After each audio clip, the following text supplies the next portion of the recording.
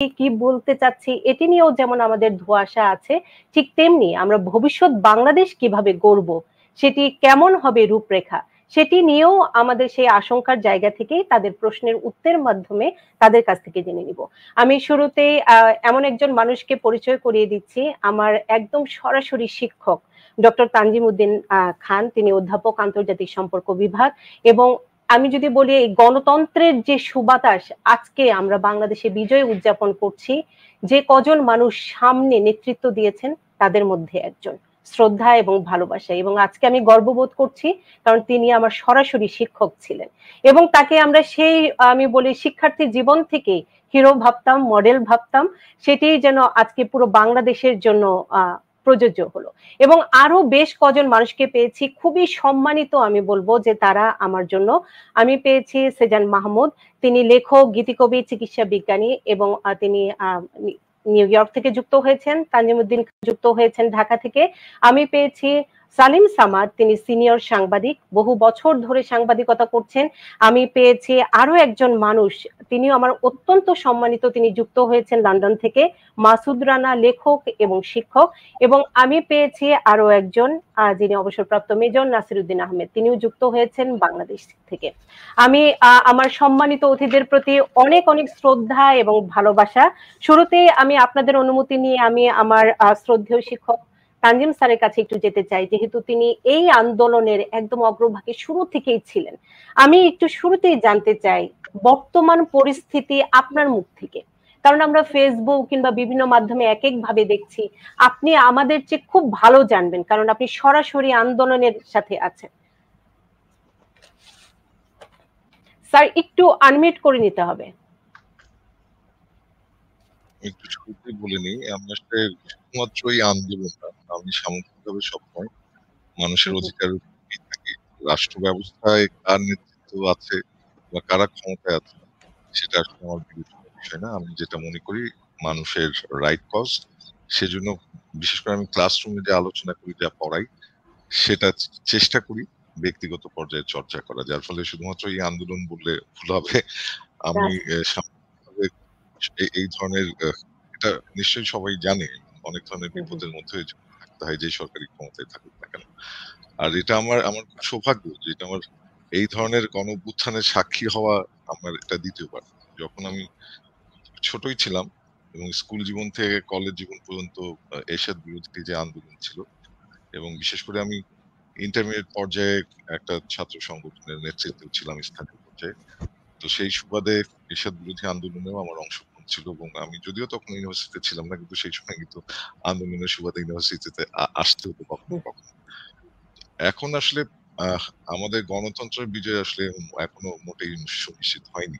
আমরা শুধুমাত্র একটা পর্ব শেষ করলাম, যেটা আসলে গুরুত্বপূর্ণ পর্ব ছিল না আমার কাছে মনে হয়। এখন হচ্ছে গুরুত্বপূর্ণ পর্ব। বিশেষ করে অতীতের অভিজ্ঞতাগুলো যদি আমরা বিবেচনা করি, 1971 সাল পরবর্তী 16ই ডিসেম্বর বিজয়ের পরে মুক্তিযুদ্ধের যে আকাঙ্ক্ষা তৈরি হয়েছিল, কিংবা মুক্তিযোদ্ধাদের যে আকাঙ্ক্ষা ছিল, সেই আকাঙ্ক্ষার বাস্তবায়ন কিন্তু শেষ পর্যন্ত আমরা দেখিনি। ঠিক একইভাবে 90 সালের পরে, আমার এখনো 1990 সালে যখন এরশাদের পতন, তখন মানুষের যে আকাঙ্ক্ষা এবং যে জোয়ার, এবং যে মানুষটা কখনো রাস্তায় নামেনি, সেই মানুষটাও তখন বিনা কারণে প্রেস ক্লাবে হেঁটে যাচ্ছে। এবং সেই সময় নেতৃবৃন্দের কথা শোনার জন্য তখন তো আর ইন্টারনেট ছিল না, তখন হচ্ছে আমরা বিবিসি কিংবা ভয়েস অফ আমেরিকার উপর নির্ভর করতাম। সবাই মৌচাকের যেভাবে ঘিরে থাকে মৌমাছি, ওই খবর শোনার জন্য তখন মানুষের ঘিরে থাকতো, আকাঙ্ক্ষা আকাশচুম্বী ছিল। এবং আমাদের রাজনৈতিক দলগুলো প্রতিবারই কিন্তু মানুষের আকাঙ্ক্ষাকে ধূলিসাৎ করেছেন এবং তাদের স্বপ্নগুলোকে কখনোই ধারণা করতে পারেনি। এখন যে অবস্থায় আছে, এটা কিন্তু একদমই ভিন্ন ধরনের অবস্থা। এটা একটু বুঝতে হবে যে এই যে গণ-অভ্যুত্থানটা দেখেছি কিংবা যে আন্দোলনের বিকাশ হয়েছে, এবং এটা শুধু এই সময়ে, এই গত জুলাই মাসে বিকাশ হয়নি, এটা কিন্তু একটা 2018-র যে কোটা সংস্কারের যে আন্দোলন ছিল, সেটারই একটা ধারাবাহিক ফসল। আরেকটু যদি পিছিয়ে যাই, নিরাপত্তা যে সড়ক আন্দোলনের যে প্রজন্ম, সেই প্রজন্মের হাত ধরে কিন্তু নতুন করে এই কোটা সংস্কার আন্দোলনের একটা ধারাবাহিকতা আমরা দেখেছিলাম, পার্টিকুলারলি এই হাইকোর্টের রায়ের পর। এখন যে পরিস্থিতিটা, যেহেতু এখন সরকারের নেতৃত্বে কে আছেন কিভাবে ক্ষমতা আসলে হস্তান্তর হলো সেটা কিন্তু কোনো সুস্পষ্ট ধারণা দিয়ে যাওয়া হয় এবং যারা ক্ষমতা থেকে বিচ্যুত হয়েছেন, যাদের ক্ষমতার বিচ্যুতি ঘটেছে, ক্ষমতা থেকে সরে যেতে বাধ্য হয়েছেন, ওনারা এটা এনশিওর করে যাননি, নিশ্চিত করে যাননি যে আসলে ওনারা চলে গেলে এই রাষ্ট্র ব্যবস্থা পরিচালনার দায়িত্ব কিংবা হস্তান্তরের প্রক্রিয়াটা কতটুকু আইনসম্মত ভাবে হলো সেটা নিশ্চিত করা।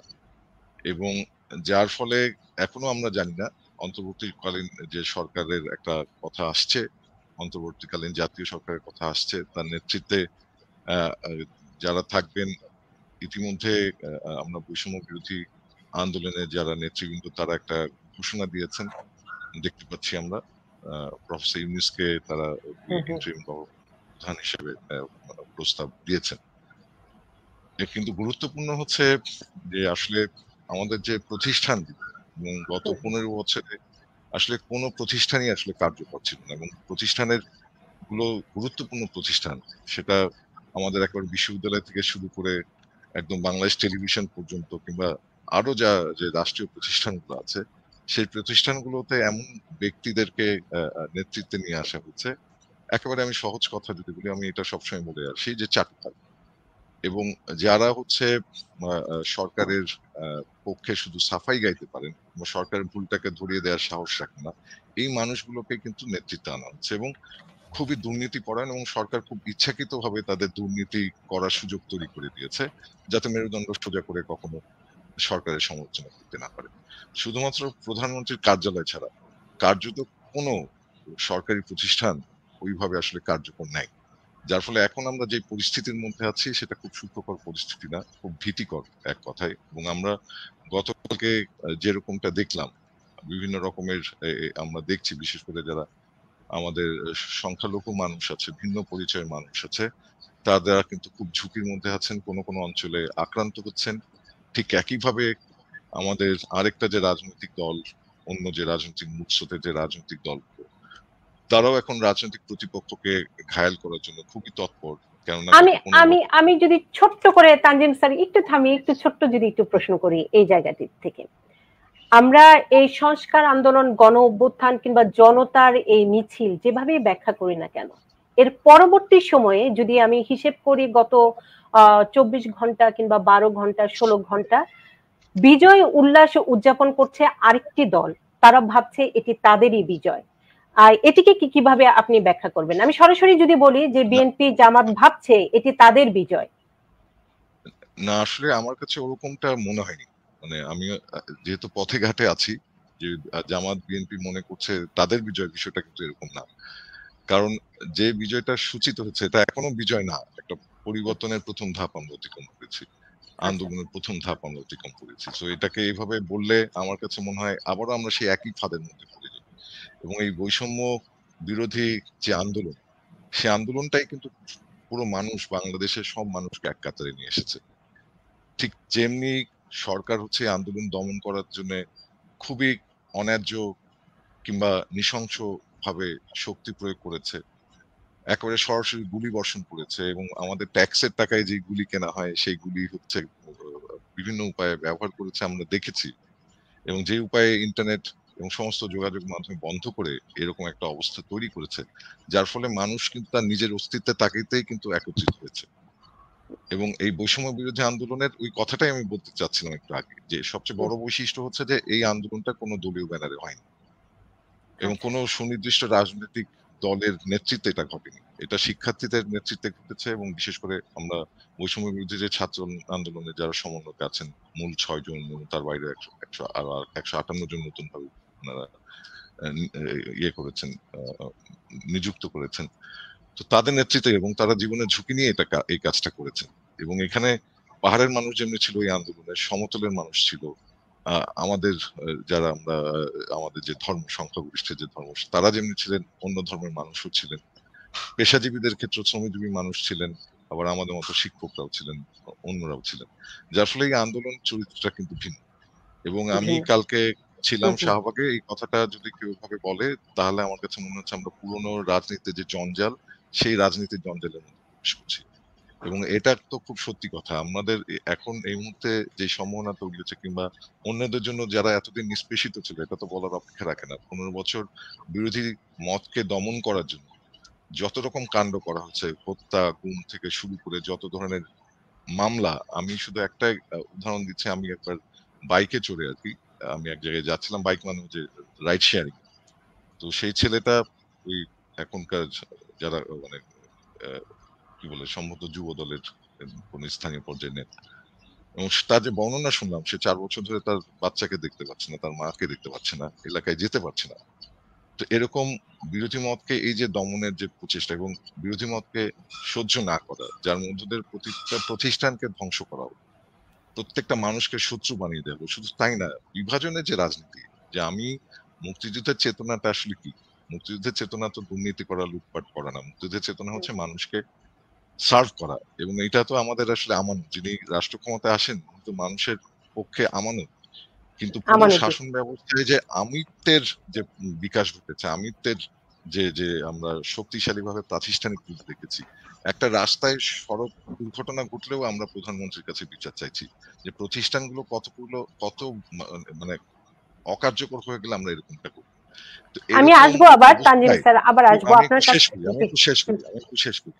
আচ্ছা। এরকম অবস্থায় খুব স্বাভাবিকভাবেই যারা এই ধরনের দমন পীড়নের শিকার হয়েছেন গত 15 বছরে, তারাও ক্ষমতায় যখন ছিলেন, তারাও কিন্তু খুব যে সুখের পরিবেশ তৈরি করে রেখেছিলেন তা কিন্তু না। কিন্তু অন্তত গত 15 বছর আমরা যারা শিক্ষক নেটওয়ার্কের পক্ষে কাজ করি, আমরা আগাগোড়াই কিন্তু আমাদের মতো করে কাজ করি। কোন দল ক্ষমতা আছে সেটা নিয়ে কিন্তু আমাদের ভাবনা। আমরাও কিন্তু সবসময় একটা নীরব দমন নিপীড়নের মধ্যে ছিলাম প্রফেশনালি। যার ফলে এইটাকে আমরা একটু ভিন্নভাবে আসলে আমাদের দেখা উচিত। পুরনো এই যে ফাঁদটা তৈরি হয় বিভাজনের, সেই ফাঁদ থেকে উঠে আসে বাংলাদেশকে যে আমরা নতুন বাংলাদেশের স্বপ্ন দেখছি, যেটা 1971 সালে আমরা দেখছিলাম, 1990 সালে দেখছিলাম, সেই স্বপ্নটাকে আসলে আমরা শক্তিশালী করি, এই পুরনো রাজনীতির যে জঞ্জালের মধ্যে না প্রবেশ করি। ধন্যবাদ। এই স্পষ্ট বার্তাটি আপনার কাছ থেকে আমার নেয়ার ইচ্ছা ছিল যে এটি কোনো দলীয় ব্যানারে হয়নি। কোন দল যদি বিজয় উদযাপন করে, ঠিক আছে, সেটি জনতার কাতারে এসেই তাকে করতে হবে। আমি একটু সেজান মাহমুদের কাছে যাই, তারপরে আমি সম্মানিত আরো 3 জন অতিথি আছেন, সবার বক্তব্যই আমি নিব। আমি ফেসবুকে এটি বলেছিলাম যে আমার এই শো হবে এবং যাদের যা মন্তব্য আছে সবাই সেটি তুলে ধরতে পারবেন। আমি সেখান থেকে একটি মন্তব্য পড়ে শোনাচ্ছি।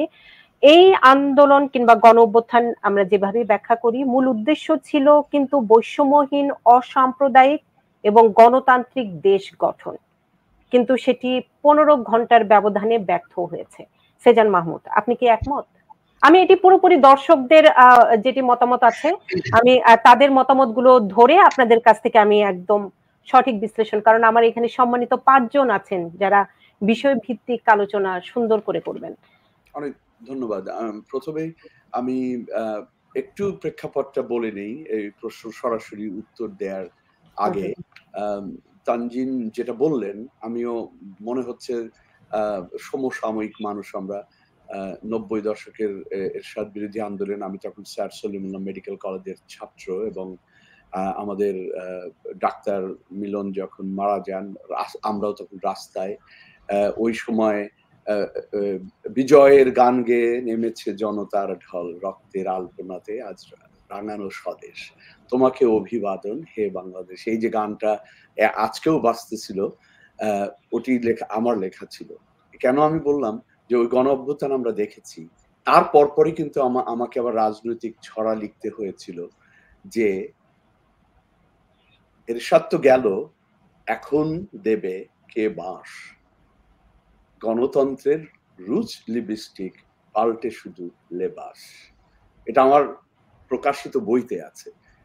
ছড়া একটা সিম্বলিক জিনিস। আমি তানজিনের সঙ্গে একেবারে সহমত পোষণ করছি যে এই যে আমাদের আশাহত হতে হয়, শুধু লেবাসটা পাল্টে যায়, এবারের আন্দোলনটা তা যেন না হয়, এইটাই ছিল প্রত্যেকের চাওয়া। আমি দূরে থাকি, প্রবাসে থাকি, আপনারা জানবেন, আমাদের সোশ্যাল মিডিয়াতে নির্ভর করতে হয়। সোশ্যাল মিডিয়াতে কিন্তু এই আপনার বক্তব্যের প্রতিধ্বনিটা আমরা পুরোপুরি দেখিনি। এটি আমি অনেস্টলি বলতে পারি যে বলা হচ্ছিল যে আন্দোলনটা এভাবে যাবে। আমি যেমন এই নূপুর চৌধুরীর অনুষ্ঠানেই আন্দোলন শুরুর আগে বলেছিলাম যে যখন এ ধরনের ছাত্র আন্দোলন কোনো একটি সংস্কার নিয়ে শুরু হয়, কিন্তু আমরা বলছি যে এখানে কোনো রাজনৈতিক উদ্দেশ্য অন্য কিছু নেই, পেছনে রাজনৈতিক শক্তি না থাকলে যেটা ঘটে, ইতিহাসের সব জায়গায় ঘটেছে, বাংলাদেশেও ঘটতে বাধ্য, এই আন্দোলনগুলো বেহাত হয়ে যায়। তখন রাজনৈতিক শক্তিগুলো তারা এই আন্দোলনগুলোর সুবিধা নিতে চায়, এবং সেটি আমরা কিন্তু দেখতে পেয়েছি। সোশ্যাল মিডিয়াতে বোঝা গেছে যে কোনো একটি বিশেষ গোষ্ঠী সেটার পেছনে সুবিধাটা নিচ্ছে, এবং যখন সাথে সাথে আমরা দেখলাম যে আজকে স্বাধীনতার কথা বলছি, দেশের কথা বলছি, মানুষের অধিকারের কথা বলছি, বৈষম্যের কথা বলছি, এটা নিয়ে পেশাগত আমি মেডিকেল কলেজের ডিন, আমার সাবজেক্ট হলো ইকুইটি, ইনক্লুশন, ডাইভার্সিটি, যেটা নিয়ে আমি আমেরিকার মতো জায়গায়, এই আপনারা জানেন এখানকার কি পরিবেশ, আমাকেও সংগ্রাম করতে হয় প্রতিনিয়ত সরকার এবং বেসরকারি বিভিন্ন রকমের প্রতিষ্ঠানের সাথে, শক্তির সাথে, যে কিভাবে বৈষম্য এখানে থাকতে পারে বা দূর করা যায় থিওরিটিক্যালি, একেবারে পড়ানো থেকে শুরু করে কাজ থেকে শুরু করে করতে হয়। সেখানে আমি এইটুক তার আলোকে বলতে পারি যে আসলে কিন্তু আমরা পুরোপুরি রাখতে পারলাম না। 24 ঘন্টার মধ্যে যিনি এই জাতির প্রতিষ্ঠার সবচেয়ে বড় অবদান রাখেন, আমি আওয়ামী লীগকে পছন্দ করতে না পারি, আমি আওয়ামী লীগের সাথে সহমত কখনোই হইনি তাদের পলিসি নিয়ে, তার বাড়ি যেটি একটি ঐতিহাসিক জায়গা, যেখান থেকে আমাদের মুক্তিযুদ্ধ শুরু হয়েছিল, সে বাড়িটা পুড়িয়ে দেওয়া হলো। কারা করলো আমি জানি না, কিন্তু সেটি পুড়িয়ে দেওয়া হলো, তার ভাস্কর্যগুলো পুড়িয়ে দেওয়া হলো। আমরা প্রতিনিয়ত দেখতে পাচ্ছি একটা নেরেটিভ যে আমরা ৭১-এর সাথে প্যারালালিজম তৈরি করছি। এইটা হলো সবচেয়ে বেশি আমাদেরকে শঙ্কিত করেছে, যে রাজনৈতিকভাবে তাহলে কারা এটার পেছনে, বা কোন শক্তি এটা থেকে বেনিফিটটা নিতে চাচ্ছে। এই প্রশ্নটা কিন্তু সমস্ত মুক্তিযুদ্ধ বা স্বাধীনতায় বিশ্বাসী যারা বাংলাদেশের সত্যিকার স্বাধীনতা আমরা দেখতে চাই, অগ্রগতি দেখতে চাই, তাদের মনে সবসময় আসবে। তো প্রশ্নটা আমি সেজন মাহমুদ আপনার কথার প্রসঙ্গ ধরে ছোট্ট একটা প্রশ্ন করতে চাই। আপনি খুব সুন্দর একটি জায়গা মানে মার্ক করেছেন, চিহ্নিত করেছেন, সেটি হচ্ছে 2024 এবং 1971 দুটোকে প্যারালাল ভাবছেন অনেকে, সেটিতে আপনি একটু দ্বিমত পোষণ করেছেন, কেন করলেন আমি একটু জানতে চাই। কারণ এই প্যারালালিজম এটি একটি সাংস্কৃতিক অসততা। আমরা স্বাধীনতা চাচ্ছি, আমি তো একটা স্বাধীন দেশে, আগে ৭১-এর যুদ্ধটা ছিল একটি অপর শক্তির সাথে, আমরা তার থেকে বিচ্ছিন্ন হয়ে একটা স্বাধীন সার্বভৌম একটা রাষ্ট্র। এখন আমার যিনি শত্রু, তিনি কিন্তু আমার ভাই, আমার যিনি আমার পতাকা, আমার দেশ, আমার ভূখণ্ড, আমার ভৌগোলিক সার্বভৌমত্ব নিয়ে আমি আমার দেশের সংস্কার চাচ্ছি, একেবারে কিন্তু আলাদা প্রেক্ষাপট। আমি এটার প্যারালালিজমটা তৈরি খুব কৌশলে, এটা রাজনৈতিক ভাবে এই যে মানে কালচারাল একটা কি বলবো আমি ডিমার্কেশন তৈরি করে আবার আমি বলে দিচ্ছি যে হ্যাঁ, এটা হলো আমাদের প্রকৃত স্বাধীনতা আসলো, মানে ৭৫-এ যেটা ঘটেছিল যে এই হলো আমাদের আসল স্বাধীনতা। সেই একই রকম প্যারালালিজমটা আমরা এখন দেখতে পাচ্ছি, যেটা মুক্তিযুদ্ধকে সত্যিকার অর্থে অবমাননা এবং মুক্তিযুদ্ধকে এবং স্বাধীনতাকে রীতিমতো অবহেলা, অপমান করার শামিল।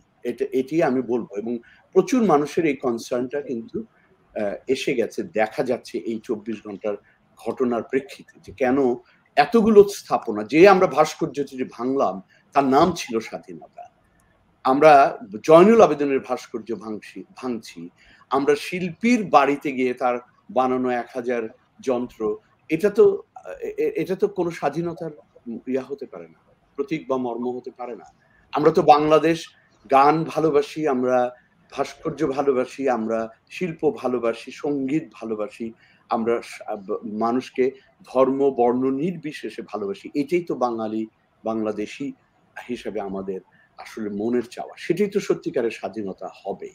তাহলে কেউ যদি প্রশ্ন করে যে এই আন্দোলনটি সংস্কার আন্দোলন থেকে একটা রাজনৈতিক রূপ নিল এবং একটি সরকার পতনের সফল হোক না হোক, যেটা তানজিন বলছিলেন যে সফলতা এত সহজে বলা যায় না, কিন্তু একটা ধাপে সফল তো হলো, এখন একটা গণতান্ত্রিক পদ্ধতির দিকে আগাচ্ছি আমরা। তো সেই প্রথমেই যদি আমরা এই বিষয়গুলো ক্লিয়ার করতে ব্যর্থ হই, তাহলে কিন্তু মানুষের সেই একই প্রশ্ন জাগবে যে আমরা কি আসলে যা চাইলাম সেটা করছি, আমরা যা করতে চাচ্ছিলাম বা যেভাবে আমরা প্রকাশ করছিলাম যে নতুন প্রজন্ম এগুলোকে ধারে না, তারা নতুনভাবে বাংলাদেশকে ডিফাইন করে এবং সেইভাবে আগাবে। সেটা কি আমরা করতে পারলাম কিনা, সেই ব্যর্থতাটা তাহলে কিভাবে, সেই প্রশ্নটার উত্তরটা আমরা দিব কিভাবে? আমি ব্যক্তিগতভাবে মনে করি এটা খুব জরুরি একটা প্রশ্ন, যে আমরা আসলে কিন্তু 24 ঘন্টায় শিহরিত হয়েছি, আতঙ্কিত হয়েছি যে কেন আমাদের মুক্তিযুদ্ধের এই জায়গাগুলো, যেখানে ইতিহাস 32 সময়ের বাড়ি তো আর মিউজিয়াম, সেটা তো আর কারো ব্যক্তিগত সম্পত্তি না, এটা জাতীয় সম্পত্তি, সেটা কেন পুড়িয়ে দেয়া হলো? এই প্রশ্নটি তখন ওই ব্যর্থতাটাকে ইঙ্গিত করতেই পারে, কেউ বলতে পারে সেটা। আমি আবারও আসবো আপনাদের কাছে। আমি একটু, আমাদের আরো 3 জন সম্মানিত অতিথি আছেন, আমি একটু আমার স্ক্রিনে যেভাবে আছে সেভাবেই আসছি। কেউ, কারণ এখানে সবাই আমার সম্মানিত, সেই হিসেবে এখন আমি যাকে পেয়েছি অবসরপ্রাপ্ত মেজর নাসিরউদ্দিন আহমেদ। আমি আরেকটি, আমি এগুলো সব কমেন্টস, কারণ আমি গত 24 ঘন্টায় মানুষের যে মতামতগুলো পেয়েছি সেগুলোরই স্ক্রিনশট এনে আমার প্রোগ্রাম ডিরেক্টর তিনি গুছিয়ে দিয়েছেন, সেই আলোকে আমি একটু জানতে চাচ্ছি, কারণ এটি আমারও জানা। আমি একটু জানতে চাই, ছাত্ররা ইতিহাস পাল্টায়, এটি বাংলাদেশের ইতিহাস 52, 69, 71, 1990, 2024, সেই জায়গাটিতে আওয়ামী লীগ সরকার বুঝতে কি ভুল করেছে এত অভিজ্ঞ একটি রাজনৈতিক দল? মেজর নাসিরউদ্দিন আহমেদ। উনি ডিসকানেক্ট হয়ে গেছেন। আচ্ছা, আমি উনি আসলে আবার আমি জানবো। এটি কি মাসুদ রানা আপনাকে করতে পারি? আপনি এই প্রশ্নের উত্তরটি যদি একটু দিতেন। লেখক এবং শিক্ষক, তিনি যুক্ত হয়েছেন লন্ডন থেকে। প্রশ্নটা আবার করবেন প্লিজ, ক্যান ইউ রিপিট? তার কারণটি বলা হচ্ছে, বাংলাদেশের ইতিহাসে ছাত্ররাই ইতিহাস পাল্টেছে, সেটি 1952, 69, 71, 90 এবং 2024। এই প্রেক্ষাপটে আওয়ামী লীগ সরকার যারা ছিলেন তারা কি বুঝতে ব্যর্থ হয়েছেন এত অভিজ্ঞ একটি রাজনৈতিক দল? এটা খুব কঠিন, difficult for me two answer whether they understood or not. একটা জিনিস বুঝলেই যে তারা অ্যাকর্ডিংলি অ্যাক্ট করবেন, not necessarily. By the way, ইনি এসেছেন, ইনি কি বলবেন? তাহলে আমি জি, নাসিরউদ্দিন আহমেদ। জি জি, ধন্যবাদ। নূপুর শুনতে পাচ্ছেন আমাকে? আমি শুনতে পাচ্ছি, জি। আচ্ছা, বাংলাদেশে আসলে ইন্টারনেট নিয়ে আমরা খুব সমস্যার মধ্যে ছিলাম, এখনো যে পুরোপুরি কাটিয়ে উঠেছি বলা যাবে না, সেজন্য মাঝে মাঝে হয়তো আচ্ছা। আপনি কি অনুগ্রহ করে একটু বলবেন সুনির্দিষ্টভাবে? আমি ছাত্র আন্দোলনের বিষয়টি বলছিলাম, যে বাংলাদেশের যুগে যুগে ইতিহাস ছাত্ররাই পাল্টেছে, কিন্তু অভিজ্ঞ একটি রাজনৈতিক দল সেটি বুঝতে কি ব্যর্থ হলো কিনা, আওয়ামী লীগের কথা বলছি। ধন্যবাদ আপনাকে। অবশ্যই সেটা বলতেই হবে। আওয়ামী লীগের মতো একটা পুরনো দল কেন তাদের থিঙ্ক ট্যাঙ্ক আগের থেকে সেটা বুঝতে পারলো না, এবং সেই অনুযায়ী তারা কাউন্টার মেজার যেটা সেটা নিতে পারলো না, সেটা আসলে একটা বিস্ময়। এটা একেবারে ইতিহাসের একটা বিষয় হিসাবে চিহ্নিত হয়ে থাকবে। তবে যে কথা সর্বত্র আলোচিত হচ্ছে, এবং আমি ব্যক্তিগতভাবে আমার নিজস্ব আমার একটা লেখার মধ্যেও আজকে এসেছে কথাটা, যে কথাটা আমরা উপলব্ধি করি, সেটা হচ্ছে যে সত্যকে প্রতিষ্ঠিত করার এবং কালোকে কালো, সাদাকে সাদা বলার মতো মানুষ বাংলাদেশে আসলে অনেক কমে গেছে কারণেই আমরা আওয়ামী লীগের কথা বলেন আর সরকারি কর্মকর্তা কর্মচারী যারা প্রকারান্তরে যখন যে দলই আসে সেই দলেরই লেবাস ধারণ করে নিজেকে প্রতিষ্ঠিত করতে চায় বা কিছু সুযোগ সুবিধা আদায় করতে চায়, তারা কখনোই আসলে সত্যিকারের চিত্রটা যিনি ক্ষমতায় থাকেন তার সামনে তুলে ধরেন না। এবং শেষ মুহূর্তে পর্যন্ত আমাদের যিনি সদ্য পদত্যাগ করেছেন প্রধানমন্ত্রী, তার একটা ধারণা ছিল যে সবকিছু ম্যানেজ করা সম্ভব হবে। তার বিশাল ছাত্র সংগঠন আছে, তার বিশাল সেনাবাহিনী আছে, তার বিশাল পুলিশ ফোর্স আছে। সুতরাং এত যখন থাকে, ধরুন বাংলাদেশে পুলিশ ফোর্স, ছাত্রলীগ, আওয়ামী লীগ মিলে যদি আমি ধরে নেই যে 2 কোটি সবকিছু মিলে দেশের যারা আওয়ামী লীগের সমর্থক, তাদের পরিবারে যদি 2 জন 3 জন করেও থাকে, তাহলে 4 কোটি মানুষ থাকার কথা। কিন্তু গতকালকের যে চিত্র, বাংলাদেশের 4 লাখ লোক আওয়ামী লীগের পক্ষে ছিল কিনা এটা খুঁজে পাওয়া মুশকিল হবে। তার মানে হলো পুরো একটা এমন একটা চিত্র আওয়ামী লীগের সামনে দেওয়া হয়েছিল যে তারা সর্বে সর্বা, তাদের আশেপাশে দাঁড়ানোর মতো কেউ নেই, এবং প্রকাশ্যে আওয়ামী লীগের নেতা কর্মীরা যেভাবে বলতেন যে 12টা লোক দাঁড় করানোর সমর্থন নেই, তারা শুধু পেপার টাইগার, তারা শুধু মিডিয়া সর্বস্ব দল, এরকম বলে বলে মানুষকে এত অবজ্ঞা, এবং আমাদের সম্মানিত শিক্ষকরাও যখন তাদের প্রত্যয় স্কিম বাতিল নিয়ে কথা বলছিলেন, তখনও আওয়ামী লীগের সভানেত্রী প্রধানমন্ত্রী তিনি বলছেন আগে তারা টায়ার্ড হোক তারপর কথা বলছেন। এই ধরনের আসলে যেই মনোবৃত্তি, এটাই আওয়ামী লীগের জন্য আমি মনে করি যে বড় কাল হয়েছে, এবং তারা জনগণের পালস বুঝতে পারেনি, আর যারা বুঝতে পেরেছিল তাদের কথাটা তারা প্রতিষ্ঠিত করতে পারেনি নানা প্রতিরোধের কারণে। এবং সেই একই সাথে আজকে এটাও আমার উপলব্ধি করতে হবে, যেহেতু আমি একটু নিরাপত্তা বিশ্লেষণ করার চেষ্টা করি, পড়াশোনা করি, আমি নিজেকে একটা সামরিক বিজ্ঞানের ছাত্র হিসেবে দাবি করি, সেই হিসাবে বলবো যে আন্তর্জাতিক কিছু সমস্যা বাংলাদেশের থেকে প্রবলভাবে এখন ধাবিত হচ্ছে ভূ রাজনীতিগত কারণে, এবং সেই সবকিছু মিলিয়ে আওয়ামী লীগ আসলে যথাযথভাবে একটা ম্যাচিউর যে অ্যাক্টিভিটিস করা উচিত ছিল এই ক্রান্তিকালে, সেটা করতে ব্যর্থ হয়েছে। এবং এই দায় দায়িত্ব যদি বলেন তাহলে আওয়ামী লীগের নেতৃত্বকে এই দায় দায়িত্ব নিতে হবে, অন্য কারো উপর এই দায় দেওয়া যাবে না। আমি মাসুদুর রানা আপনার কাছে যেতে চাই। আপনার জন্য নির্ধারিত আমার প্রশ্নটি একটু অন্যরকম। তার কারণটি হচ্ছে আপনার সাথে আমার সকালে যখন কথাও হচ্ছিল আপনার একটা লেখার প্রসঙ্গের জের ধরে, সে প্রেক্ষাপটে আমি একটা ছোট্ট উদাহরণ দিই। আমার অফিসে একজন মিশরীয় মেয়ে আছে। সে সকালবেলা এসে আমাকে জিজ্ঞেস করলো তোমাদের কেমন অনুভূতি। তো আমরা সবাই এক একজন এক এক রকম, বেশিরভাগই হচ্ছে সত্যি কথা, যেটি সবাই আনন্দে আছে বিজয়, কারণ এটি হচ্ছে যেটি বললেন যে বাংলাদেশের বেশিরভাগ মানুষই এটিকে বিজয়ী হিসেবেই দেখছেন। তো সেই হিসেবে ও হেসে বলল যে আমরা কিন্তু এখন আরব স্প্রিং বলি না, আমরা বলি আরব উইন্টার, কারণ হচ্ছে সেটি আমরা মনে হচ্ছে ভুল ছিল। তার কিন্তু এটি একটি মিশরীয় মেয়ের কথাই এবং সত্যি কথাই, সে ওইভাবেই আমার কাছে বর্ণনা করছিল। তো আমাদেরও আশঙ্কা যে আমরা কি বলবো। তার মধ্যে আমার একজন দর্শকও বলছিল যে এমন কিছু কইরেন না যাতে 1 মাসের ভিতরে মানুষ মনে মনে বলে উঠে আগেরটাই ভালো ছিল। Masud Rana. Thank you for having me. Thank you যারা বিজ্ঞজনেরা বললেন, খুব ভালো লাগলো সবারই কথা শুনে। পার্টিকুলারলি আপনি যদি মিশরের কথা বললেন, মিশরে যখন ঘটনাটা ঘটছিল তখন আমি বাংলাদেশের উদাহরণ দিয়ে আমি একটা অ্যানালাইসিস লিখেছিলাম। বাংলাদেশের উদাহরণ মানে আমি লিখেছিলাম যে বাংলাদেশ হচ্ছে গণ অভ্যুত্থানের দেশ। উই নো অ্যাবাউট 69 যেটা হয়েছে, 90তে যেটা হয়েছে, তখন এটা আন্দোলনটা যে যারা গড়ে তোলে তার মধ্যে আমি একজন ছিলাম। আমি ডাকসুতে ছিলাম ইলেক্টেড। অ্যাকচুয়ালি আমাদের ডাকসু নির্বাচনের কদিন পরেই এরশাদ সাহেব ক্ষমতা আসেন। তারপর আমাদেরকে 8 বছর ওই আন্দোলন করতে হয়েছে, and we lost many of our friends. এখান থেকে আমি যেটা কনক্লুড করেছি, এবং এই বিষয়ে আমি বারবার বলে আসছি, আমি আমার তো উপায় নেই ফেসবুকে পোস্টিং করা ছাড়া। যে কোনো গণ আন্দোলন বা গণ অভ্যুত্থানের জন্য যেটা 3টা জিনিস প্রয়োজন আমি মনে করি। সংক্ষেপে আমি বলছি, লব ফার্স্ট, লিডারশিপ।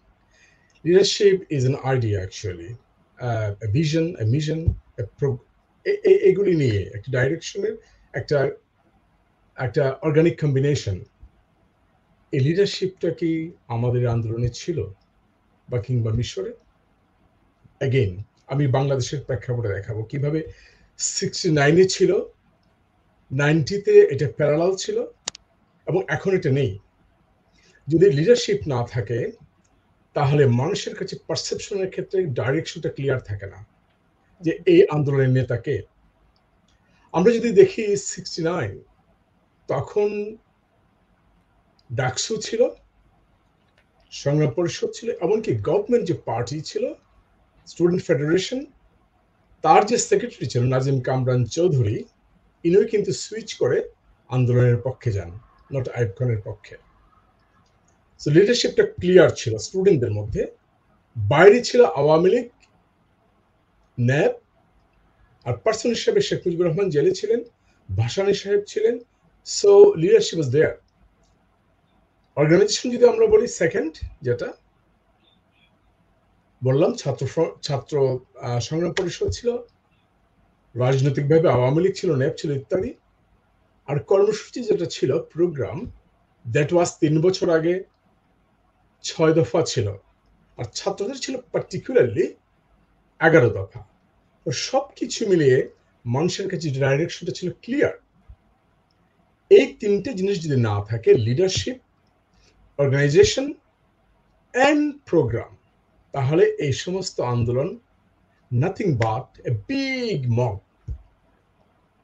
আমার কাছে মনে হচ্ছে এই যে জুলাই বা অগাস্টের যে আন্দোলনটা, যে গণঅভ্যুত্থানটা আমাদের এখানে 3টা বাজে, মানে গতকাল হয়ে গেল ইন এ সেন্স যে prime minister cowardly left the country. এরপরে যেটা হচ্ছে এখন, এটার কারণটা হচ্ছে, এবং আমার লেখার কথা উল্লেখ করতে হচ্ছে বোঝানোর জন্য, আমি কিন্তু 3 দিন ধরে বলছি বারবার দিস উইল হ্যাপেন, কারণ আমি জানি অভিজ্ঞতা দিয়ে। আমি নিজে ছিলাম আন্দোলনের মধ্যে, আমি দেখেছি মিশর, দেখেছি তিউনিসিয়া। তো সব জায়গাতেই যদি 3টা বিষয় না থাকে, অর্গানাইজেশনটা তার নেটওয়ার্ক যে container, if you like, it is like Soviet, যারা পাওয়ারটাকে হোল্ড করে। আপনার যদি পাওয়ারটাকে হোল্ড করার মতো কন্টেইনার না থাকে, so it will go out of your hand. So আমি মনে করি এই 3টে জিনিসের অভাব। এখন যত তাড়াতাড়ি সম্ভব লিডারশিপ এস্টাবলিশ করা দরকার। একটু আগে এই টিচার যেটা বলে গেলেন, যে স্টুডেন্ট যারা আছে, it doesn't matter how younger they are, but they must come forward and claim leadership. If they're in their 20s, we are the leaders. Leadership is an idea, not age. So leadership to আনা দরকার, and organization গড়ে তোলা দরকার, net discipline organization everywhere.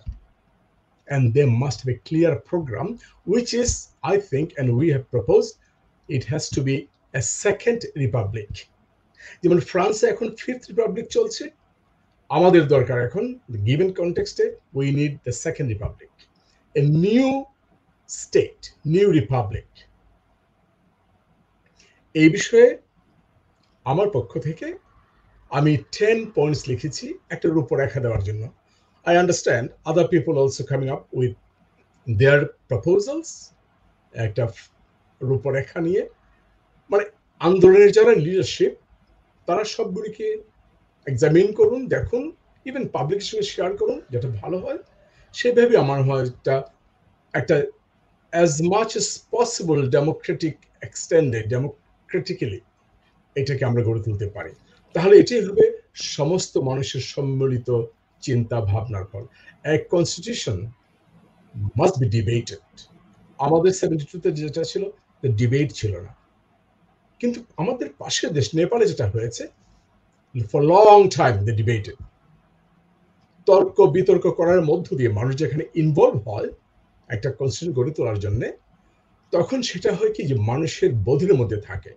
আর আমাদেরটা হয়েছে কি যে কয়েকটা কনস্টিটিউশনকে আমরা দেখে, ইন এ সেন্স, আমি নেগেটিভ ওয়ার্ড বলবো না, it is kind of A copy, যেখানে যেটা ভালোটুকু ছিল নিয়ে একটা গুড একটা থিসিস বা একটা নোটবুকের মতো হয়েছে।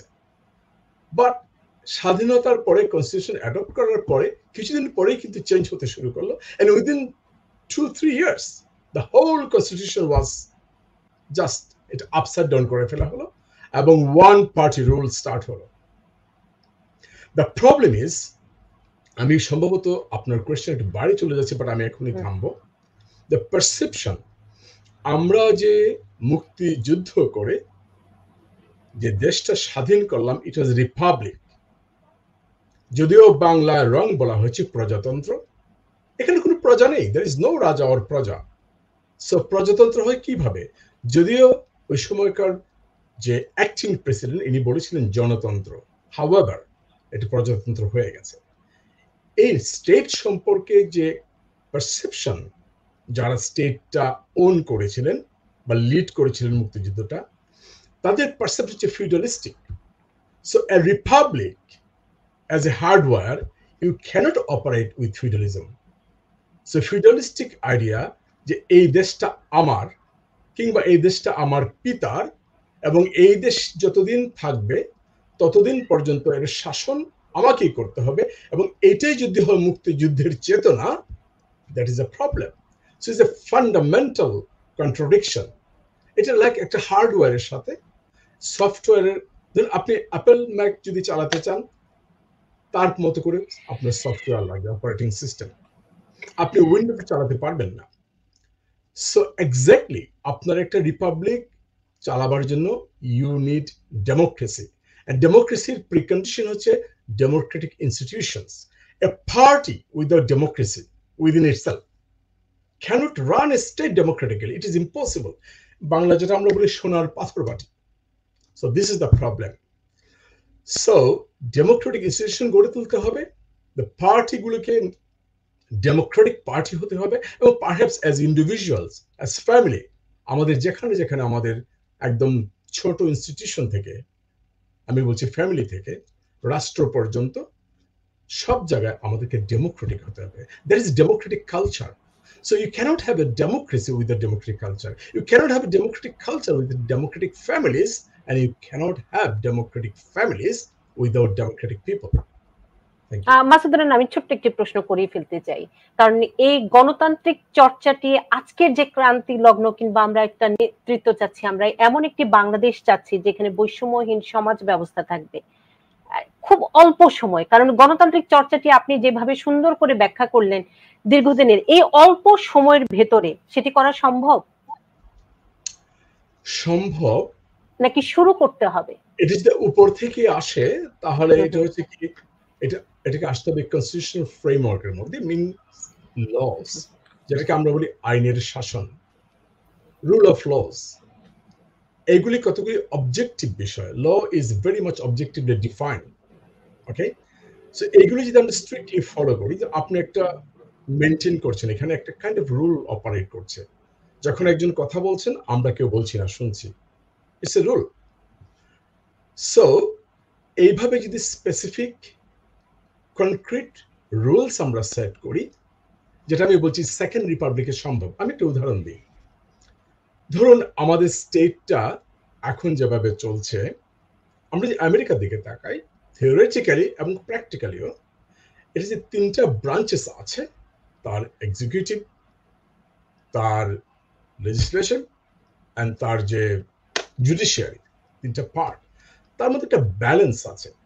আমাদের দেশে ফর এক্সাম্পল, আমাদের দেশে যারা এমপি হচ্ছেন তারাই মিনিস্টার হচ্ছেন, মানে অ্যাডমিনিস্ট্রেশন অ্যান্ড যারা আইন তৈরি করছেন তার মোটামুটি একই হাতে, এবং সর্বোপরি তার উপরে আছেন প্রধানমন্ত্রী, যেভাবে তিনি দলের মধ্যে এক নায়ক, তিনি গভর্নমেন্টের মধ্যেও এক নায়ক। ফলে it's very difficult to run democracy. তারপর আছে বিচার বিভাগের ইত্যাদিদের স্বাধীনতা।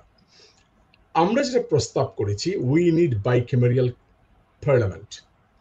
একটা হবে কি পার্টিজান বেসিস, যেভাবে এখন চলছে, আরেকটা একটা আপার হাউস দরকার, সামথিং লাইক আমেরিকান সিনেট।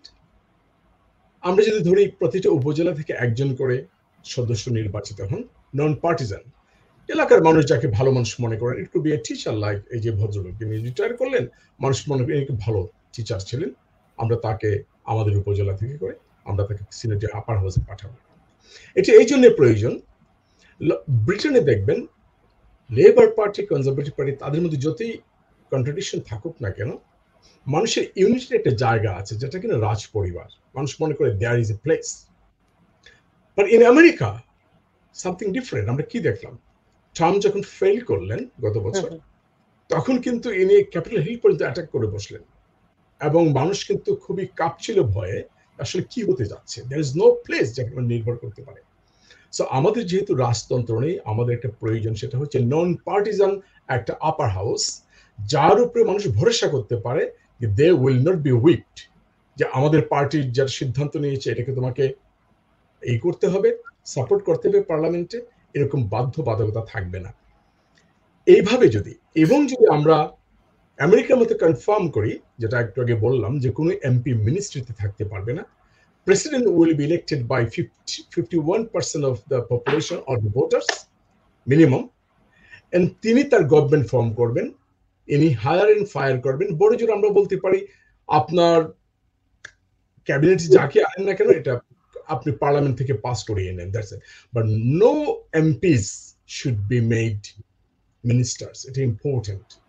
আরেকটা বিষয়, আমাদের ভোটারদের কাছে যদি আমরা রিকল পাওয়ার দেই উইথ 10%, 7%, সামথিং লাইক, এই ভোট দিয়ে যদি আমরা রিকল করতে পারি আমাদের এমপি করেন কি তারা ভোটে যে তারা টাকা পয়সা খরচ করেন, পাস করেন, ঢাকাতে যান, they never go back, they go back after 5 years।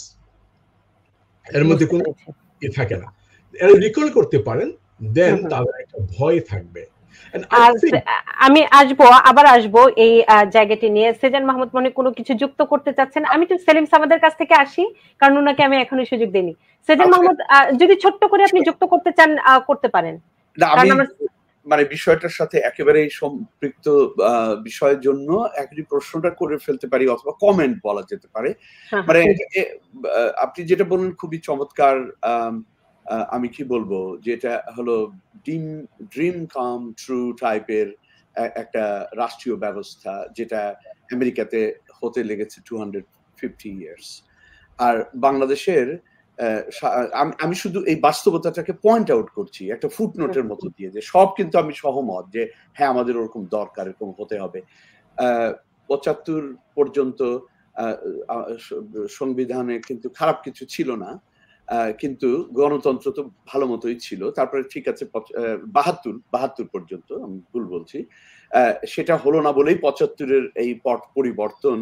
ঠিক আছে, মানলাম, তাহলে এখন তো আর সেটা না। কিন্তু 75-এর পর থেকে আমরা কিন্তু হয় সামরিক শাসন, না হয় গণতন্ত্রের নামে আর একটা শাসন, না হয় আবার সামরিক শাসন, তারপরে আবার গণতন্ত্রের নামে গণতন্ত্র না হয়ে এই পর্যায়ে এসে গেছি। কিন্তু তার মানে কি, আমি যেটা বলতে চাচ্ছি যে বাস্তবতা হলো যে গণতন্ত্র আমাদের কনস্টিটিউশনে ছিল সব সময়। সেটা যদি ধরি শব্দটা গণতন্ত্রের চর্চাটা প্রতিষ্ঠান, 3টা বিভাগ আমাদেরও আছে, আমাদেরও জুডিশিয়াল আছে, আমাদেরও এক্সিকিউটিভ এবং লেজিসলেটিভ আছে, কিন্তু কোনো রকমের এটা স্বাধীনতা রেখে গণতন্ত্রের চর্চাটা হয় না। গণতন্ত্রের সেইটাই হলো মূল সমস্যা। আর ওটাই যদি মূল সমস্যা হয়, শুধু কনস্টিটিউশন পাল্টানো কতটা পরিবর্তন আনবে, এটা আমরা যেন একটু গুরুত্বের সাথে বিবেচনা করি, যে হ্যাঁ ওটা করব, কিন্তু আমার মনে হয় একেবারে ড্রাস্টিক চেঞ্জ করে আর একটা সেকেন্ড রিপাবলিকের মতো করব, নাকি আমরা এই চেঞ্জটা বা পরিবর্তনটা ধাপে ধাপে। আমেরিকার 250 বছরের কনস্টিটিউশনের পরিবর্তন খুবই সামান্য, এটাও কিন্তু আমাদের একটা দেখতে হবে। এই জাস্ট দুটো ফুটনোট হিসেবে আমি আর কি না, অসংখ্য ধন্যবাদ। আমি একটু সালিম সামাদের কাছে যেতে চাই। উনি আমার অনেক শ্রদ্ধেয় মানুষ, আমি ওনাকে কাকু বলি, আমার বাবার বন্ধু, যদিও উনি মাঝে মাঝে এমন বেফাস মন্তব্য করেন যে কারণে আমি ভয় পাই তাকে। সালিম সামাদ, আপনার কাছে আমি একটি বিতর্কিত প্রশ্নই করতে চাই। আজকের যদি গণজাগরণ কিংবা জনতার যে ঢল, সেখানে বিএনপি জামাত যতই দোষারোপ করেন না কেন, সেখানে সাধারণ মানুষও ছিল, যাদের কোনো গায়ে রাজনৈতিক বর্ণ ছিল না। এই যে একটি সরকারের বিরুদ্ধে জনগণের বিক্ষোভ, আক্রোশ, কারণটি কি?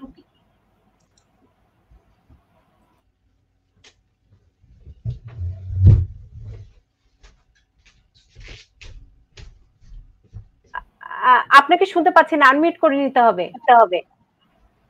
সরি, হ্যাঁ, থ্যাংক ইউ। সেটা হলো যে আমার এই প্রশ্নের উত্তরটা হলো মাত্র 20 সেকেন্ডের। এত ছোট প্রশ্ন করাটা ঠিক হয়নি আমার জন্য, কারণ আমার মিনিমাম কারোর সময় দেওয়া উচিত। না, প্রশ্নটা খুবই সহজ। সেটা হচ্ছে যে এই সরকার জনবিচ্ছিন্ন হয়ে গেছিল, সে আওয়ামী লীগ সরকার জনবিচ্ছিন্ন হয়ে গেছিল। শেখ হাসিনা মানুষের হৃদয়ের স্পন্দন, উনি একটা শব্দ উনি শুনতে পারতেন না, মানে শুনতে পাই নাই, অথবা শুনেও উনি বুঝতে পারে নাই। এবং সব থেকে বড় কথা হলো যে গত 15 বছরে আমি পার্টিকুলারলি যেটা এটা অভ্যুত্থান হয়েছেন, একটা গণজাগরণ হয়েছেন, সেটা নিয়ে, সেটা হলো যে উনি কিছুক্ষণ আগে মাসুদ রানা সাহেব একটা কথা বলেছিলেন, খুবই চমৎকার কথা মাসুদ রানা সাহেব। সেটা হলো যে আপনি একটা সরকার, কনস্টিটিউশন সবই লেখা আছে, ইয়েও বলেছেন, সামরিক বিশ্লেষক চমৎকার বলেছেন, কিন্তু কথা হলো যে আপনি তিলে তিলে আপনার ডেমোক্রেটিক ইনস্টিটিউশন গুলোকে চুরমার করে দিয়েছেন, গলা টিপে তাকে ইয়ে করেছেন। আপনি কি করেছেন? আপনার প্রথমে হলো কি, আপনার জুডিশিয়ারিকে ধ্বংস করে দিয়েছেন, এই ইনস্টিটিউশনটাকে ভেঙে ফেলেছেন। আপনি ল এনফোর্সমেন্টের যে যে যে মানে কাঠামোটা ছিল সেটাকে ধ্বংস করেছেন। আপনি ধ্বংস করছেন ব্যুরোক্রেসি, আপনি করেছেন হলো গিয়ে ফোর্থ স্টেট, মানে যেটাকে গণমাধ্যম বলা হয়, তাকে আপনি এরকম মানে আমরা বলি ড্রাকোনিয়ান ল বা জনগণ বিরোধী আইন দিয়ে সাংবাদিকদেরকে কিভাবে সেলফ সেন্সরশিপ করতে হয়, কিভাবে তাদেরকে নাজেহাল করতে হয়, সেগুলো তারা করেছে গত 15 বছরে। এখন স্বাভাবিকভাবে কেউ যে কথা বলবেন, কেউ যে একটা টু শব্দ করবেন, তারপরে একটা দেশের রাষ্ট্রপ্রধান মানে দেশের সরকার প্রকাশ্যে যদি একটা পত্রিকা, একটা টেলিভিশন, একটা নাম ধরে যদি উনি চিৎকার করেন পার্লামেন্টে, প্রেস কনফারেন্সে, তো আপনি বোঝেন যে দেশের ওরা অন্য সাংবাদিকরা, অন্য গণমাধ্যমের কর্মীরা তাদের কি অবস্থা, তারা তো আতঙ্কে থাকে। এখন তাদের দলদাস হওয়া ছাড়া তাদের কোনো বিকল্প নাই। এটা হলো একটা। আরেকটা জিনিস হলো যে আপনি খেয়াল করেন যে এই সরকার মানে যারা বিশ্লেষক তারা ভালো বুঝবেন, বিশ্লেষক, সেটা হচ্ছে শেখ হাসিনা একটা যে করেছেন এমন আর নাম নিতেই হচ্ছে। উনি নর্মালি আমরা কি করি, আমরা নর্মালি 2 নৌকায় পা দিই, 2 নৌকা পা দিয়ে যা হয় সেটা তো আপনারা বুঝতেই পারেন। উনি 5টা নৌকা পা দিয়েছেন, এটা তো আপনি অস্বীকার করতে পারেন না। উনি ইন্ডিয়ান নৌকা পা দিয়েছেন, উনি রাশিয়ান নৌকা পা দিয়েছেন, উনি চায়না, আমেরিকা, ইউরোপিয়ান ইউনিয়ন, এই এতগুলোকে আপনি ম্যানেজ করাটা আপনাদের সম্ভব না। এখন তারা কিন্তু বেরিয়ে আসছে, মানে তারা কিন্তু সাপোর্ট থেকে তারা বেরিয়ে আসার কারণে কিন্তু আরেকটা হলো যে আন্তর্জাতিকভাবে উনি কোনো সমর্থন পান নাই। আর শেষ কথা হলো যে আপনি যদি বলেন যে উনি কেন হয়েছেন, উনি কোনো মানুষের সাথে ওঠা বসা করতেন না, উনি কারোর সাথে ওঠা বসা করতেন না, উনি একতরফা ভাবে যত রকম এমনকি ডিসি, এসপি, আর ফরগেট অ্যাবাউট অ্যাম্বাসাডার, ওগুলো তো আছেই, ওই ক্যাবিনেটের মন্ত্রী টন্ত্রী ওগুলো তো আছেই। উনি একটা ডিসি, এসপি, কে অ্যাম্বাসাডার হবেন, কে পিস কিপিং এর কমান্ডার হবেন, এগুলো সব উনি এককভাবে উনি এগুলো দেখভাল করতেন। যে কারণে সেনাবাহিনী যে মানে তারা যে পিস্টান মেরেছেন মূলত এই কারণে, তারা মনে করছে যারা যোগ্য এই পিস কিপিং এ যাওয়া উচিত ওই ওয়েস্ট আফ্রিকাতে অথবা হাইতিতে, অথবা তারা কিন্তু যায়নি, যেতে পারে নাই, লাস্ট মিনিটে চেঞ্জ হয়েছে। এটা কিন্তু একটা কি সবাইকে এই সরকার কি বলবো বৈরী একটা ভাব। এবং আমার মতন একজন মানুষকে আমাকে থ্রেট করা হয় যে আমি কেন বিদেশের পত্রিকা লিখছি। আমি ইচ্ছা করে, আমি আপনাকে আজকে একটা ফ্র্যাঙ্কলি বলি, আমি ইচ্ছা করে আমি করে কি ভারতীয় পত্রিকা লিখতাম রেগুলার প্রতি সপ্তাহে। আমি এইবারও প্রচুর লেখা অলরেডি ছাপা হয়ে গেছে, বিশেষ করে আন্দোলন নিয়ে, সরকার পতন হবে এগুলো নিয়ে। আমি ইন্ডিয়ান, কারণ হচ্ছে কি আমি জানি যে এই আওয়ামী লীগ সরকার বা আওয়ামী লীগের নেতারা আমরা গালাগালি করতে পারবো না, কারণ ভাই আমি তো তোমার বন্ধু রাষ্ট্র ইন্ডিয়াতে আমি লিখছি। একটা সব থেকে বড় কথা হলো যে আমার সৌভাগ্য হয়েছে, আমার সৌভাগ্যই বলা উচিত, আমি দুইটা দেশের রেভলিউশন আমি দেখেছি, মানে বাংলাদেশের মানে পাশাপাশি। সেটা হলো নেপালের আর একটা হলো ইরানের। আমি তখন খুবই ক্ষুদে একটা রিপোর্টার ছিলাম, মানে ক্ষুদে একজন সাংবাদিক, যেন আমি প্রথম ইরানে যাই, আমি কিছুই বুঝতে পারি নাই। ভাগ্যিস আমার 69 মুভমেন্টের সময় সামান্যতম একটা অবদান বা পার্টিসিপেশন ছিল, আর সামান্যতম 1971 মুক্তিযুদ্ধের পার্টিসিপেশন ছিল, তাই বলে কিছুটা হয়তো আমি আজ করতে পেরেছি যেন আমি ইরানে যখন যাই। আমি ইরানে কিন্তু আমি কেন কথা বলছি আপনি আজকের পরিপ্রেক্ষিতে, ইরানে কিন্তু আমরা অনেকেই জানি না, অথবা বই পড়লে পড়াশোনা করলে আমরা সবাই জানতে পারবো, ইরানের রেভলিউশনটা কিন্তু এই যে মোল্লারা করেন নাই। there is no evidence, কেউ এটা প্রমাণ করতে পারবো। নাইরেটিভ চেঞ্জ করেছেন এই ইসলামিক, তারা করেছেন হলো তুতে পার্টি এবং মুজাহিদিন খাল।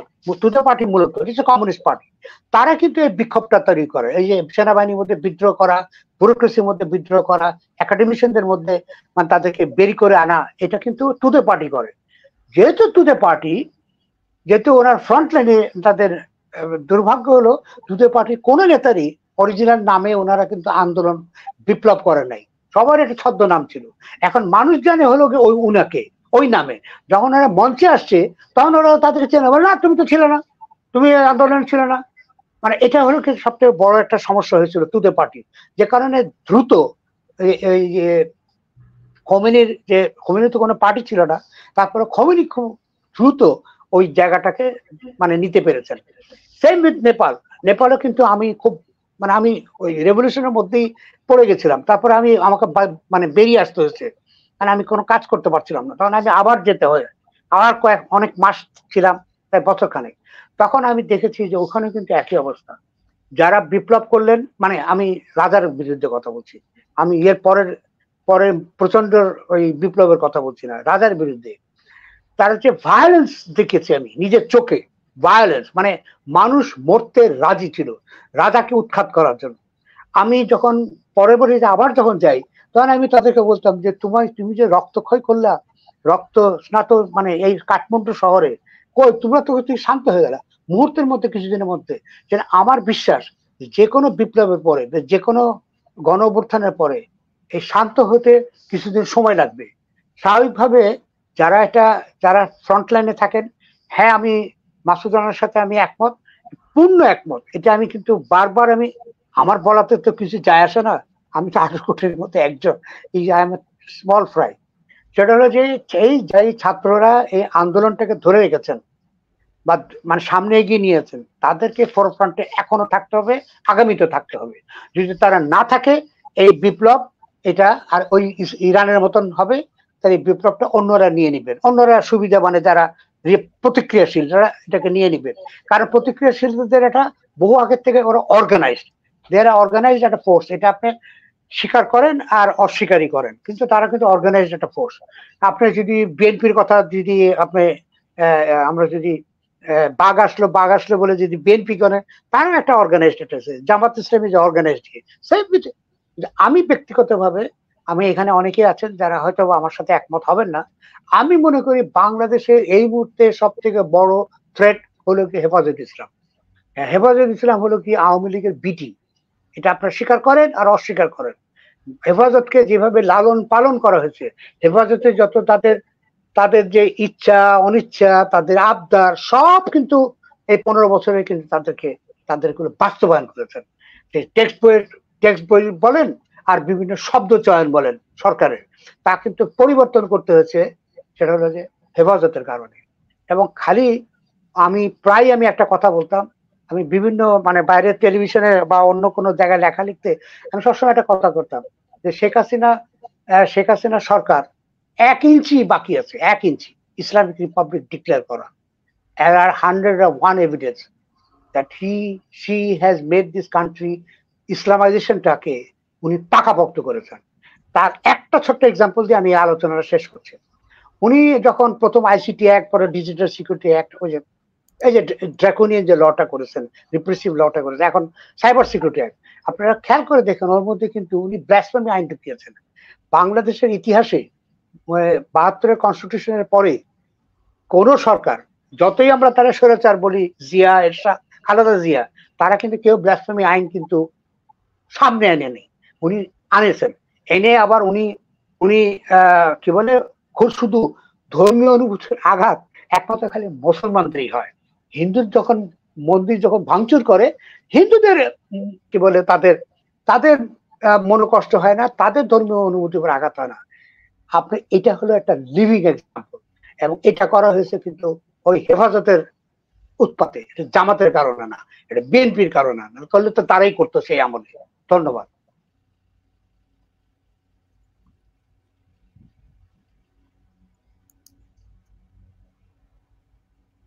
নূপুর, আপনাকে আমরা শুনতে পারছি না। সরি, আমি সালিম সামাদকে ছোট্ট করে একটি প্রশ্ন করতে চাই আমার দর্শকেরই। সেটি হচ্ছে এই আন্দোলনে যারা শহীদ হয়েছেন সবার প্রতি অনেক দুজন মানুষের সেলিম সামাদ স্পিকার অন করা আছে। আচ্ছা, একো হচ্ছে না আমার থেকে না। আচ্ছা, এখন ঠিক থাকবে, কারণ সেলিম সামাদ আপনার স্পিকারটি অন করা দেখে বারবার রিপিট হচ্ছে। আপনি এখন শুনতে পাচ্ছেন, রাইট সেলিম সামাদ? আমি প্রশ্নটি শুধু করি, সেটি হচ্ছে এই আন্দোলনে আমরা যারা আমাদের শিক্ষার্থী ছোট ভাই বোন মারা গেছে, তাদের প্রতি সবার প্রতি অনেক শ্রদ্ধা এবং ভালোবাসা। দুটো প্রতীকী নাম বারবার আসে, আবু সাইদ এবং মুগ্ধ। আমার প্রশ্নটি একজন করেছে যে মুগ্ধ ভাই, এবার জল লাগবে, তবে সাধারণ শিক্ষার্থীদের জন্য নয়, মন্দিরে আর সংখ্যালঘুদের বাড়ি ঘরে। কি মন্তব্য সালিম সামাদ? এত রক্ত মনে হয় না আমার। আপনি যদি 1971 সনটা বাদ দিয়ে পরবর্তী যে বঙ্গবন্ধু শেখ মুজিব যখন দায়িত্ব নেন 10ই জানুয়ারির পরে, তার বিরুদ্ধে প্রচুর কিন্তু মানে স্ট্রিট ভায়োলেন্স হয়েছে ব্যাপকভাবে। ভাসানী সাহেব করেছেন, চাষত্ব করেছেনই, কিন্তু ওইটা যে হিসাব করেন total number of death still মানে এই গণজাগরণ আছে স্টুডেন্ট প্রোটেস্টের আগে এত বছরও একদিনে বা 5 দিনে বা একদিনে বা 6 দিনে বা 15 দিনে এত লোক মধ্যে মারা যায় নাই, এত লোক প্রাণ দেয় নাই, এত লোককে মারতে হয় নাই একটা ক্ষমতা থাকার জন্য। তো স্বাভাবিকভাবে আমাদের অবশ্যই যারা মারা গেছেন শুনলাম, যাই না, এটা আগের সরকারও বলেছিলেন যাওয়ার আগে তিনি প্রত্যেকটার হত্যার বিচার করবেন। আমার মনে হয় কি যে এই বিচারের জন্য আসলে মনে হয় কেউ অপেক্ষা করছে না। এখন যার দে আর সেটলিং দেয়ার স্কোরস, মানে যারা যেখানে পাচ্ছে তাদেরকে মারছেন, পুলিশদেরকে মারছেন। সেটা এমনকি এই যে কিছুক্ষণ আগে শুনলাম যে রংপুরে যে ছাত্রটাকে নিয়ে আইকন হয়েছিল, রেভলিউশন একটা আইকন হিসেবে, সেই পুলিশ অফিসারকে মানে বের করে তারা পুলিশ লাইন থেকে বের করে তাকে নাকি হত্যা করা হয়েছে। যাই হোক, আমি সেটাই সব হত্যারই আমি কিন্তু প্রতিবাদ করি। আমার মনে হয় কি যে এখন বরাবরই বাংলাদেশ সবসময় একটা সাম্প্রদায়িক রাষ্ট্র হিসেবে 72 সন থেকে প্রমাণ করেছেন। আমি কিন্তু জেনে বুঝে এটা আমি চিৎকার করে আমি বলতে পারি, 72 সনে প্রথম দুর্গাপূজার পর হামলা হয়, বঙ্গবন্ধু দেশে আসছেন 72 সনে প্রথম Durga, I M A witness. আমি চিৎকার করে হিন্দু বৌদ্ধ ঐক্য পরিষদের ওদের সেমিনারে আমি নাম ধরে বলেছি যে কে করেছেন, কারণ তারা সব আমার পাড়ার লোক, মানে আমি তাদেরকে ছোটবেলা থেকে চিনি। আমরা আসেন ওদের বিরুদ্ধে মামলা করি, তারা এখনো জীবিত। সেটা হলো যে এই 72 সন থেকে যে শুরু হয়েছে হিন্দুদের উপরে বা আক্রমণ, তাদের মানে এই বিভিন্ন কারণ, ইকোনমিস্টরা বলেন যে তাদের কি বলে সয় সম্পত্তি লুট করার জন্য বা তাদেরকে ভোগ দখল করার জন্য, সেটাও হতে পারে, বা তাদেরকে বাধ্য করা দেশে বাইরে চলে যাওয়া, সেটাও হতে পারে। কিন্তু কথা হলো যে আপনি এই জিনিসটা কোনো অবস্থায় থামবে না, কারণ আওয়ামী লীগ এগুলোকে গত 15 বছরে এটা হলো আমি আপনাকে করতে পারি যে গত 15 বছরে যত রকম হিন্দুদের উপরে অথবা সনাতন ধর্ম বলেন অথবা অন্য আদিবাসীদের কথা বলেন, যতগুলো তাদের উপরে হামলা হয়েছেন, তাদের মন্দির বলেন, কিয়াং বলেন, গির্জা বলেন, আক্রমণ হয়েছে, একটারও বিচার হয়নি। None of the perpetrators were brought to the justice. এটা হলো সব থেকে বড় দুঃখজনক। আমি জানি না এই ইন্টারিম গভর্নমেন্টের পরে যে ইলেকশন হবে, ইলেকশন পরে আরেক সরকার আসবে, তারাও আদৌ এগুলোর বিচার করবেন কিনা। শোনো, এটা নিয়ে আমার যথেষ্ট সংশয় আছে, কারণ আমরা বাঙালিরা কিন্তু যতই নিজেকে গর্ব করি, আমরা কিন্তু ভিতরে ভিতরে জেনেটিক্যালি আমরা কিন্তু জিনে, নট রক্ত, ওই জিনের মধ্যে আমরা সবাই কিন্তু কম বেশি সাম্প্রদায়িক। মানে হয় আমরা ধর্মের ব্যাপারে সাম্প্রদায়িক, নাহলে জাতির ব্যাপারে সাম্প্রদায়িক, নাহলে কোনো দেশ নিয়ে আমরা সাম্প্রদায়িকতা করি। মেয়ের বিয়ে দিব না যদি অমুক দেশে তমুক দেশ হয়, কেন অমুক আপনার মেয়েকে অমুক জায়গায় বিয়ে দিয়েছেন, এগুলো কিন্তু আছে, এটাও সাম্প্রদায়িক। তো আমার কথা হলো আমরা এখান থেকে বেরিয়ে আসতে পারবো কিনা, এটা উনি 250 বছর লেগেছেন এই আমেরিকাকে মানে আজকের জায়গায় আসতে, মানে রিপাবলিক হতে, মানে আমরা কত বছর লাগবে এটাকে বেরিয়ে আসতে হবে। আমরা পারবো না, এই জেনারেশন পারবো না, আমাদের জেনারেশনটা এটা তো গন কেস, আমরা তো শেষ। আমরা যারা মুক্তিযুদ্ধের প্রজন্ম বলেন, বিভিন্ন আন্দোলনের প্রজন্ম বলেন, আমরা কিন্তু লাস্ট ফেজ। এরপরে হলো কি যারা যে কোটা আন্দোলন করেছিলেন 2018-তে এবং এখন, এরাই যদি কিছুটা আমাদেরকে গাইড করতে পারে। আমি কিছু তাদের সম্বন্ধে আগে ভাগে কিছু বলা উচিত না, বাট দে উইল ডেফিনেটলি, আমার মনে হয় এদের উপরে আমাদের কি করতে হবে, সাম্প্রদায়িক সম্প্রীতি এটা কিন্তু খুবই অভাব, এবং এটা কিন্তু আমাদের যে রাজনৈতিক কালচার বলেন, আমাদের যে সংস্কৃতি বলেন, আমাদের আচার আচরণে বলেন, সবকিছুর মধ্যে কিন্তু সাম্প্রদায়িক সম্প্রীতি নেই বললেই আমি কিন্তু জোর করে বলবো যে নেই। ধন্যবাদ। অসংখ্য ধন্যবাদ। আমি এই পর্যায়ে একটু কথা বলতে চাই হচ্ছে কেমন সরকার দেখতে চাই, কিংবা আগামীর বাংলাদেশ আমরা কেমন দেখতে চাই। আমি তানজিম স্যারের কাছে আবারও যেতে চাই, এবং এক্ষেত্রে আমি আরেকটা প্রশ্ন একটু নিতে চাই। তিনি বলেছেন যুদ্ধ করলো স্টুডেন্টসরা, ক্ষমতা চায় বিএনপি, কেন? তানজিম স্যার। প্রথম একটু আলাপটা করা উচিত যে আসলে গত 15 বছর আমরা যে ধরনের শাসন ব্যবস্থায় ছিলাম, সেই শাসন ব্যবস্থা যেটা সালিম সামাদ ভাই বললেন, সেটা আসলে সাধারণ মানুষের অনুকূলে ছিল না।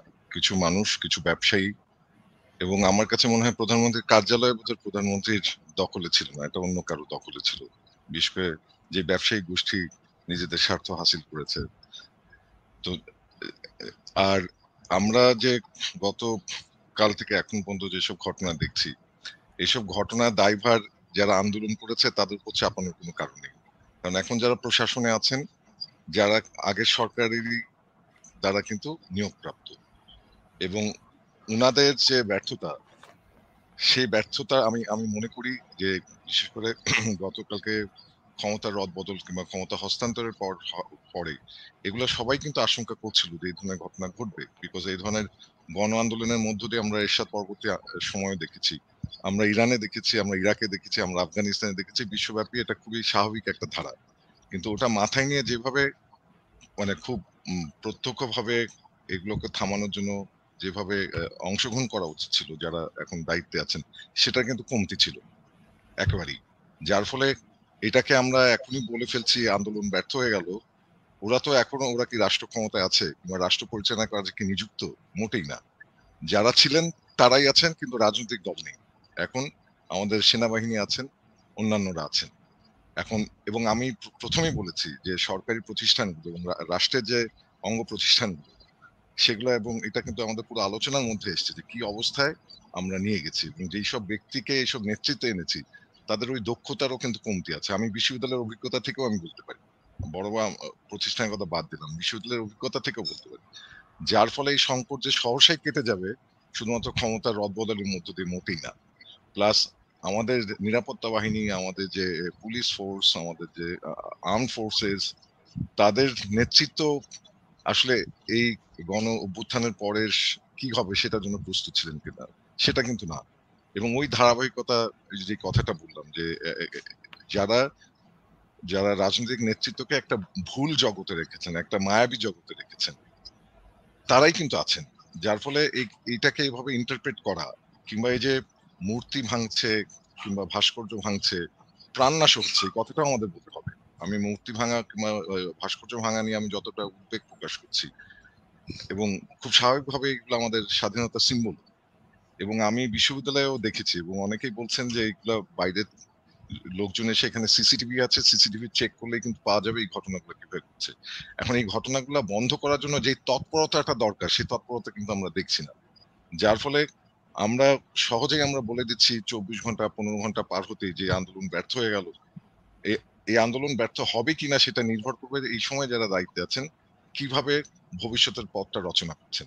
এবং আমরা দেখলাম যে যিনি সেনাবাহিনী প্রধান, উনি যাদেরকে ইনভাইট করলেন, খুবই ইন্টারেস্টিং, এবং যেই রাজনৈতিক দলের নাম উনি প্রথমে নিলেন, সেই রাজনৈতিক দল কিন্তু নিষিদ্ধ ঘোষণা করা হয়েছে।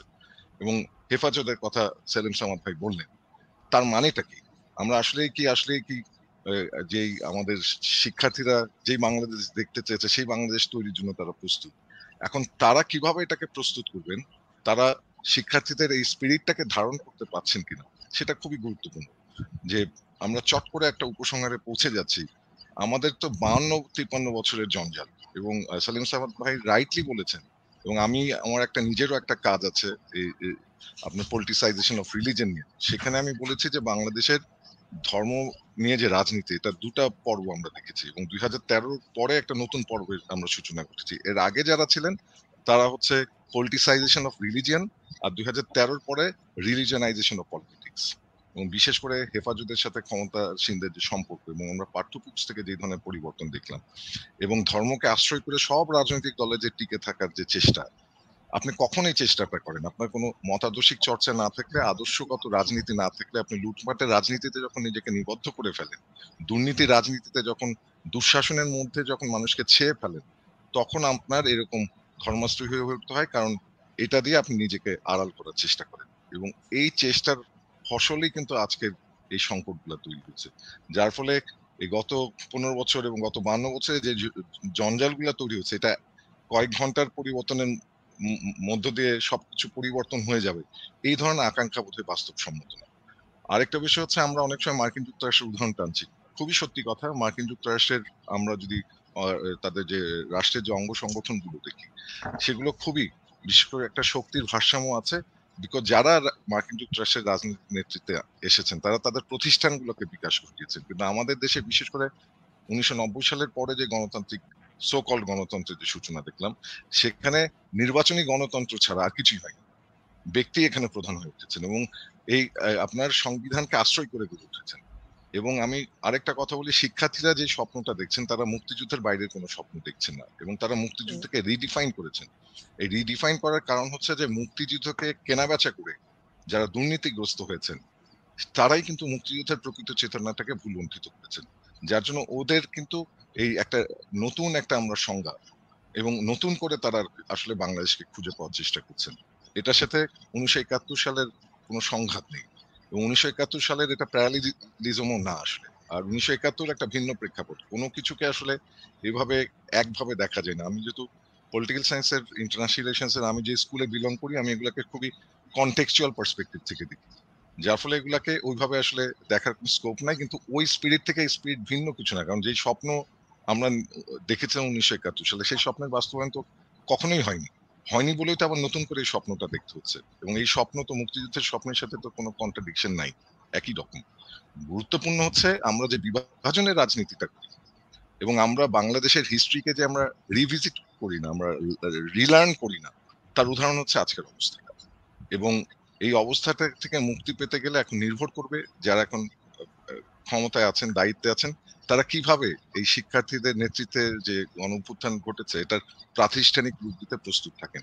এবং এটা খুবই কৌতূহল উদ্দীপক যে উনি যাদের সাথে আলোচনায় বসেছেন ইন্টারিম গভর্নমেন্ট নিয়ে, তারা তো অনেকেই খুবই জনধিকৃত, এবং এই পুরনো রাজনীতিকেই তো সবাই ছুঁড়ে ফেলতে চায়। আপনি আবার আর এই রাজনৈতিক প্রক্রিয়াটা তো পুরনো রাজনৈতিক প্রক্রিয়া না যে এরশাদের পতন হলো, রাজনৈতিক নেতৃত্ব কিংবা যে আমরা জানি স্যার, আপনার কথার প্রসঙ্গে ডেট ধরে আমার যে একটি প্রশ্ন ছিল, আমি একটুখানি আপনার প্রসঙ্গে একটি ছোট্ট প্রশ্ন করতে চাই।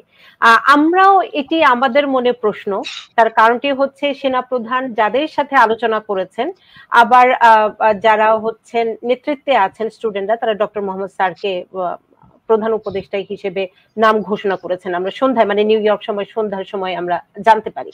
আমার এক্ষেত্রে একটু প্রশ্ন, তার মানে হচ্ছে সেনাবাহিনী কিংবা সরকার প্রধানরা যেভাবে সরকার গঠনের দিকে যাচ্ছে, ছাত্র সমাজ আলাদাভাবে আবার অন্যভাবে চিন্তা ভাবনা করছে, মানে কনফ্লিক্ট আছে না একসাথে মিলে, মানে কিভাবে হবে, মানে এই বিষয়টি একটু পরিষ্কার আমার একটু ধারণা দরকার।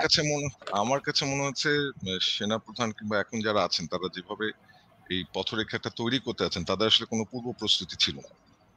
পূর্ব প্রস্তুতি ছিল না বলেই ওই সনাতনী প্রক্রিয়ার মধ্যে গেছেন। কিন্তু ওনারা এটা বুঝতে, আমার মনে হয় যে ওনাদের এই জায়গাটা ধরতে বোধহয় পারছেন না যে এই আন্দোলনের বৈশিষ্ট্যটা একেবারেই ভিন্ন। পুরনো কোনো আন্দোলন কিংবা অন্য কোনো দেশের আন্দোলনের সাথে এটাকে মেলানো যাবে না। আর একটা বিষয় আপনাদের মানতে হবে যে বৈষম্য বিরোধী যে ছাত্র আন্দোলন, কোটা সংস্কারের যে আন্দোলন, এরা কিন্তু কখনোই রাষ্ট্র ক্ষমতা থেকে যারা ক্ষমতায় ছিল তাদেরকে বিচ্যুত করার লক্ষ্য নিয়ে কিন্তু আন্দোলন করেনি। তারা কিন্তু খুবই সহজ একটা আন্দোলন শুরু করেছিল, সহজ একটা দাবি নিয়ে। এরকম কোনো দাবি তাদের কিন্তু ছিল না। কিন্তু এক দফার দাবিতে কেন আসলো? যেই উপায়ে এই আন্দোলনটাকে দমন করার চেষ্টা হলো, যেই সমস্যাটা খুব সহজেই সমাধান করা যেত যদি তারা সেন্সিবল হতেন। এবং কেউ যদি, আপনাদের মনে থাকবে যে তথ্য প্রতিমন্ত্রী একটা প্রেস কনফারেন্সে বলেছেন এই আন্দোলন চলাকালীন সময় যে যেই পরিমাণ গুলি মজুদ আছে, প্রতি সেকেন্ডেও যদি গুলি করা হয়, আমি যদি ভার্বাটিম নাও বলি, তাহলে 5 বছর যাবত এই গুলি করা যাবে। এই ধরনের কথা যখন বলা হয় তখন সাধারণ মানুষের মধ্যে প্রতিক্রিয়াটা কি হয়? এত অবজ্ঞা, এত অবহেলা, সেটা তো খেসারত আসলে ইতিহাসে সবাই দিয়ে আসছেন। এখন এই জায়গাগুলো থেকে কিন্তু তারা কখনোই বের হতে পারেনি। এবং আমি যেটাই বলছিলাম, ওনার একটা মায়াবী জগৎ, যে মায়াবী জগতের চারপাশে হচ্ছে সাইকোফ্যান্স, বাঞ্চ অফ সাইকোফ্যান্স। এই সাইকোফ্যান্সদের দিয়ে আসলে আপনি এই সময়কার বাস্তবতা বুঝতে পারবেন, এবং সেই বুঝতে না পারার খেসারত কিন্তু হচ্ছে। আর সবচেয়ে বড় ব্যাপার, যেই উপায়ে 2014 সাল থেকে নির্বাচন হচ্ছে, সেখানে মানুষের কোন আকাঙ্ক্ষার তো কোনো প্রতিফলন নেই। আপনি তো দাবি করছেন, কিন্তু ওই পরীক্ষার আপনি প্রস্তুত ছিলেন না।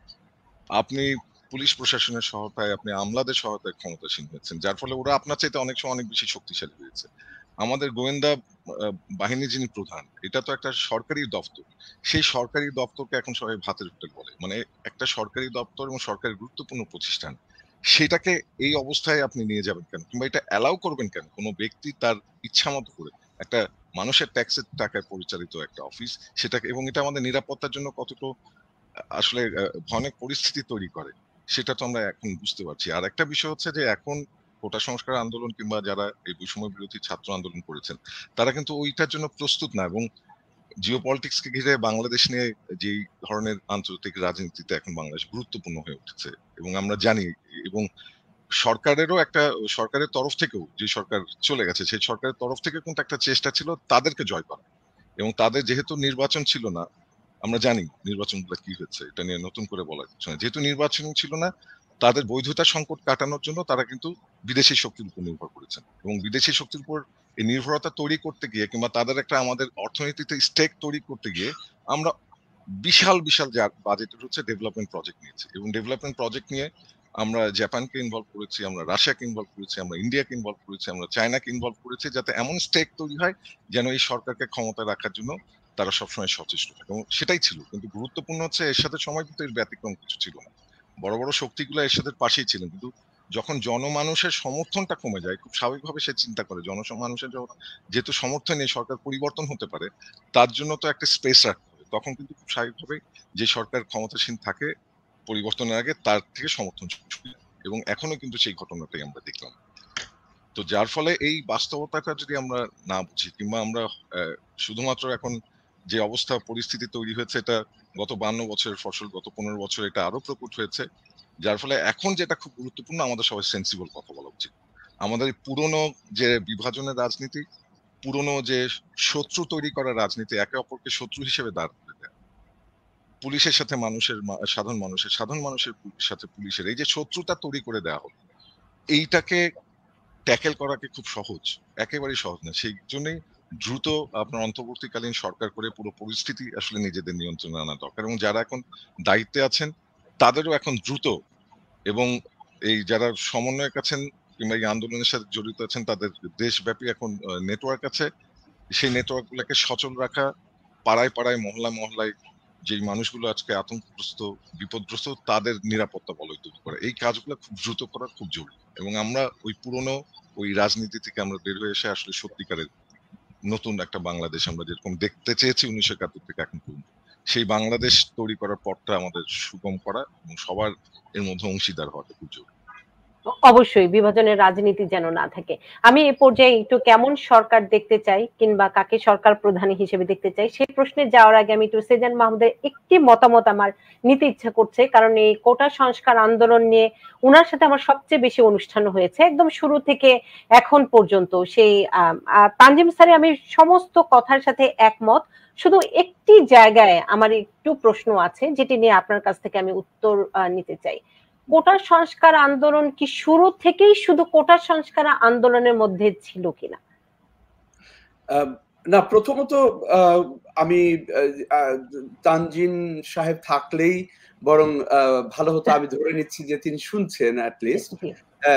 সেটা হলো দুটো বিষয় আগে ক্লারিফাই করে দেই। সেটা হলো যে আমি যখন বলেছি, আর তানজিন যেহেতু রাষ্ট্র বিজ্ঞান বা পলিটিক্যাল সায়েন্স এই বিষয় তার একাডেমিক আধিপত্য, সেই একাডেমিক পয়েন্ট থেকে বলি যে আমি যখন প্রথমে বলেছি মুক্তিযুদ্ধের সাথে ভাই একটু ডিসক্লেমার দিয়ে দিন, আমি একাডেমিক আধিপত্য শব্দটাকে আমি অ্যাভয়েড করতে চাই। আমি একজন শিক্ষার্থী, আমি সবসময় একজন শিক্ষার্থী, এবং স্যার হচ্ছেন আমার সরাসরি শিক্ষক আন্তর্জাতিক সম্পর্ক। আমি আপনার বিনয়কে সম্মান জানিয়েই বলছি আপনার আধিপত্য, বিকজ ওটা আপনার সাবজেক্ট। দুটো জিনিস ক্লারিফাই করি। একটা হলো, প্রথমত আমি যখন প্যারালেলিজম বলেছি, মুক্তিযুদ্ধের সাথে প্যারালেলিজমটা ছাত্ররা করেনি, ছাত্র আন্দোলনের সাথে যারা জড়িত তারা কেউ করেনি। আমি কিন্তু বুঝিয়েছি ওটা করেছে বাংলাদেশের কিছু রাজনৈতিক শক্তি, এরা অর্গানাইজ পলিটিক্যাল দল। আর আপনি যে জিনিসটা বললেন যে সেকেন্ডটা হলো যে ওরা এখন ব্যর্থ হয়ে গেল এই ঘটনাগুলো ঘটার কারণে, এটাও কিন্তু আমি ক্লারিফাই করে দিই যে আমি কিন্তু সেটা বলবো না বা বলছি না। কিন্তু যেটা আমি বলবো সেটা হলো যে ধরুন আজকে আমার একটু ভালো লাগছে যে আমি ভাবতাম যে আমি শুধু একা চিৎকার করে সবসময় বলি যে ধর্মভিত্তিক কোনো রাজনীতি হতে পারে না, আর সরকারকে রাষ্ট্রকে ধর্ম থেকে আলাদা থাকতে হবে। এই চিৎকার এবং গালিগালাজটা আমি একা খাই না, দেখা যাচ্ছে যে আরো সমমনা মানুষ আছে, বিশেষ করে আপনাদের দুজনের কাছ থেকে শুনে আমার ভালো লাগলো, সেলিম সামাদ ভাই এবং তানজিন আপনার কাছ থেকে। যে জিনিসটা পলিটিক্যাল সায়েন্সেও অবধারিত সত্য সেটা হলো যে আজকে জামাতে ইসলামকে নিষিদ্ধ ঘোষণা করলো বলে একটি দীর্ঘ প্রতিষ্ঠিত রাজনৈতিক দল চট করে তো উবে যায় না। সে কারণে এই ছাত্র আন্দোলনও বুঝতে ব্যর্থ হয়েছে যে এই আন্দোলনটা করতে করতে এই পলিটিক্যাল শক্তিগুলো কি করে আরো পাওয়ারফুল এলিমেন্টস গুলো এটার মধ্যে নিয়ে আসছে। যে কারণে আজকে যদি আমরা বলি যে ছাত্ররা প্রস্তুত নাই সেজন্য এটা ঘটে গেল, সেটাও আর একটা দায় এড়ানো হবে। এই জন্যই আমি বারবার বলেছিলাম, নুপুরের প্রশ্নটায় আসি, যে কেন আমি বলেছিলাম যে ছাত্র আন্দোলন বেহাত হতে বাধ্য যদি আমার পেছনে পলিটিক্যাল শক্তি না থাকে। পলিটিক্যাল শক্তিকে যদি আগে নির্ধারিত না করি, যেটি মাসরুর রানা ভাইও বললেন, যে তিনটি জিনিস থাকতে হবে, ভিশন থাকতে হয়, লিডারশিপ থাকতে হয়, আপনার একটা পাত্র থাকতে হয়, ধারণ করার ক্ষমতা থাকতে হয়। তাহলে ছাত্র আন্দোলন এক দফা আন্দোলন ছিল, আমরা গোড়া থেকে 18 সাল থেকে বলে এসেছি, আমি এই সংস্কারের পক্ষে কথা বলেছি, আবার একই সঙ্গে মুক্তিযুদ্ধদের কেন আমাদের সোশ্যাল জাস্টিসের জন্যই রাখতে হবে একটা জায়গায় সেটাও বলেছি, তার যুক্তি দিয়েছি। কিন্তু একই সঙ্গে বোধহয় এখানে রেকর্ডের অনুষ্ঠানেও আছে যে আমি বলেছিলাম যে এই আন্দোলন বেহাত হতে বাধ্য, এবং বেহাত যে হতে যাচ্ছিল আপনি নিজেও স্বীকার করলেন যে আজকে আর্মি অফিসার এসে প্রথমে বললেন যে আমার বৈঠক হয়েছে এবং একটি পলিটিক্যাল দলের সাথে, বললো না ছাত্র নেতাদের সাথে। এইভাবেই বেহাত হয়। এই বাস্তবতা যদি আমরা না বুঝি তাহলে আমরা রাষ্ট্রবিজ্ঞানও বুঝবো না। সুতরাং এই ধরনের একটা ব্যাপক আন্দোলনের পেছনে আমাদের আরো অনেক চিন্তাশীল হতে হবে।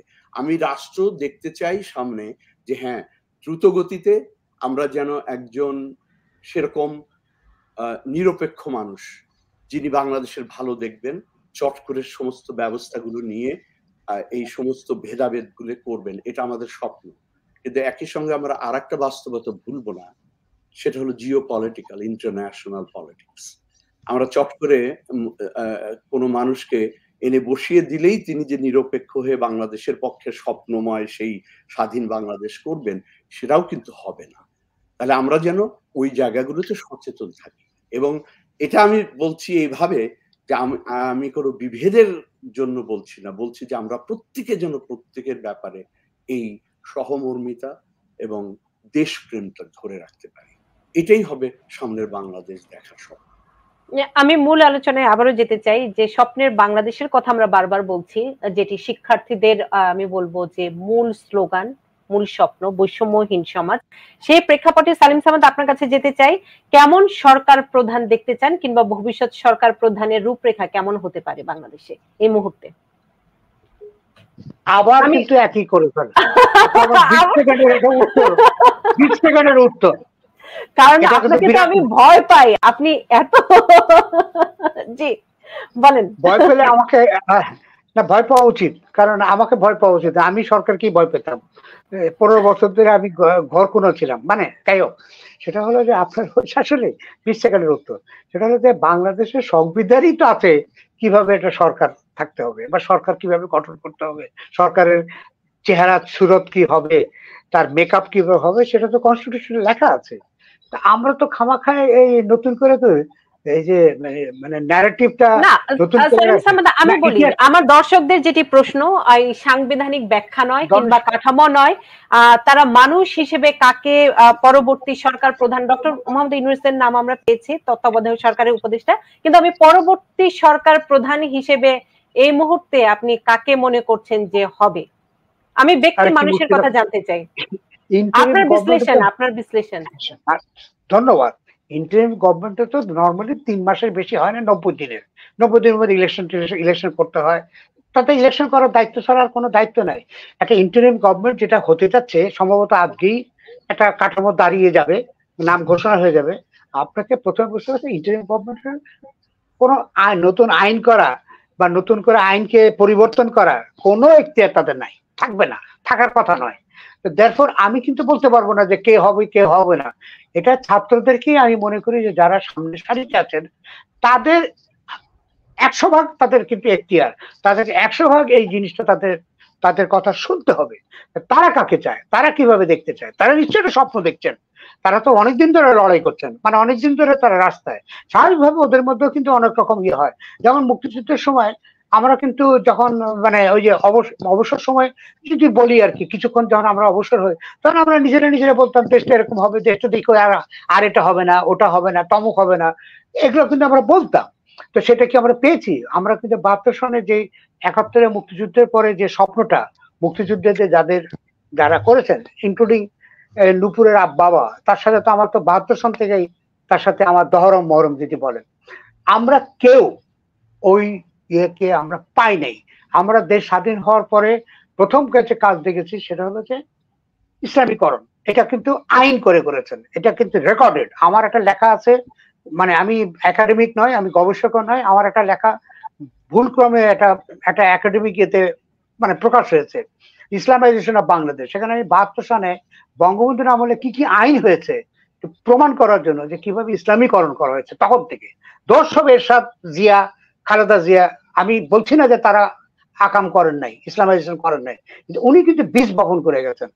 আমার কথা হলো যে আপনি 72-এর কনস্টিটিউশনটা 72-এ বলেন আর 74-এই বলেন, যে ওই কনস্টিটিউশনটাকে যে আমরা যে আবার খুলি তাহলে কিন্তু দেখতে পাবো যে একটা সরকার কিভাবে, আই ক্যানট ডিসাইড, আমি কিন্তু বলা উচিত হবে না যে অমুককে চাই তমুককে চাই, ওর চেহারা ভালো আমুক, তাহলে তো আমরা তো ওই যে যারা যে অভিনয় শিল্পী তাদেরকে আনা উচিত, তারা মোর পপুলার, ওই ওনাকে দেখলে আমাদের ভাল লাগে।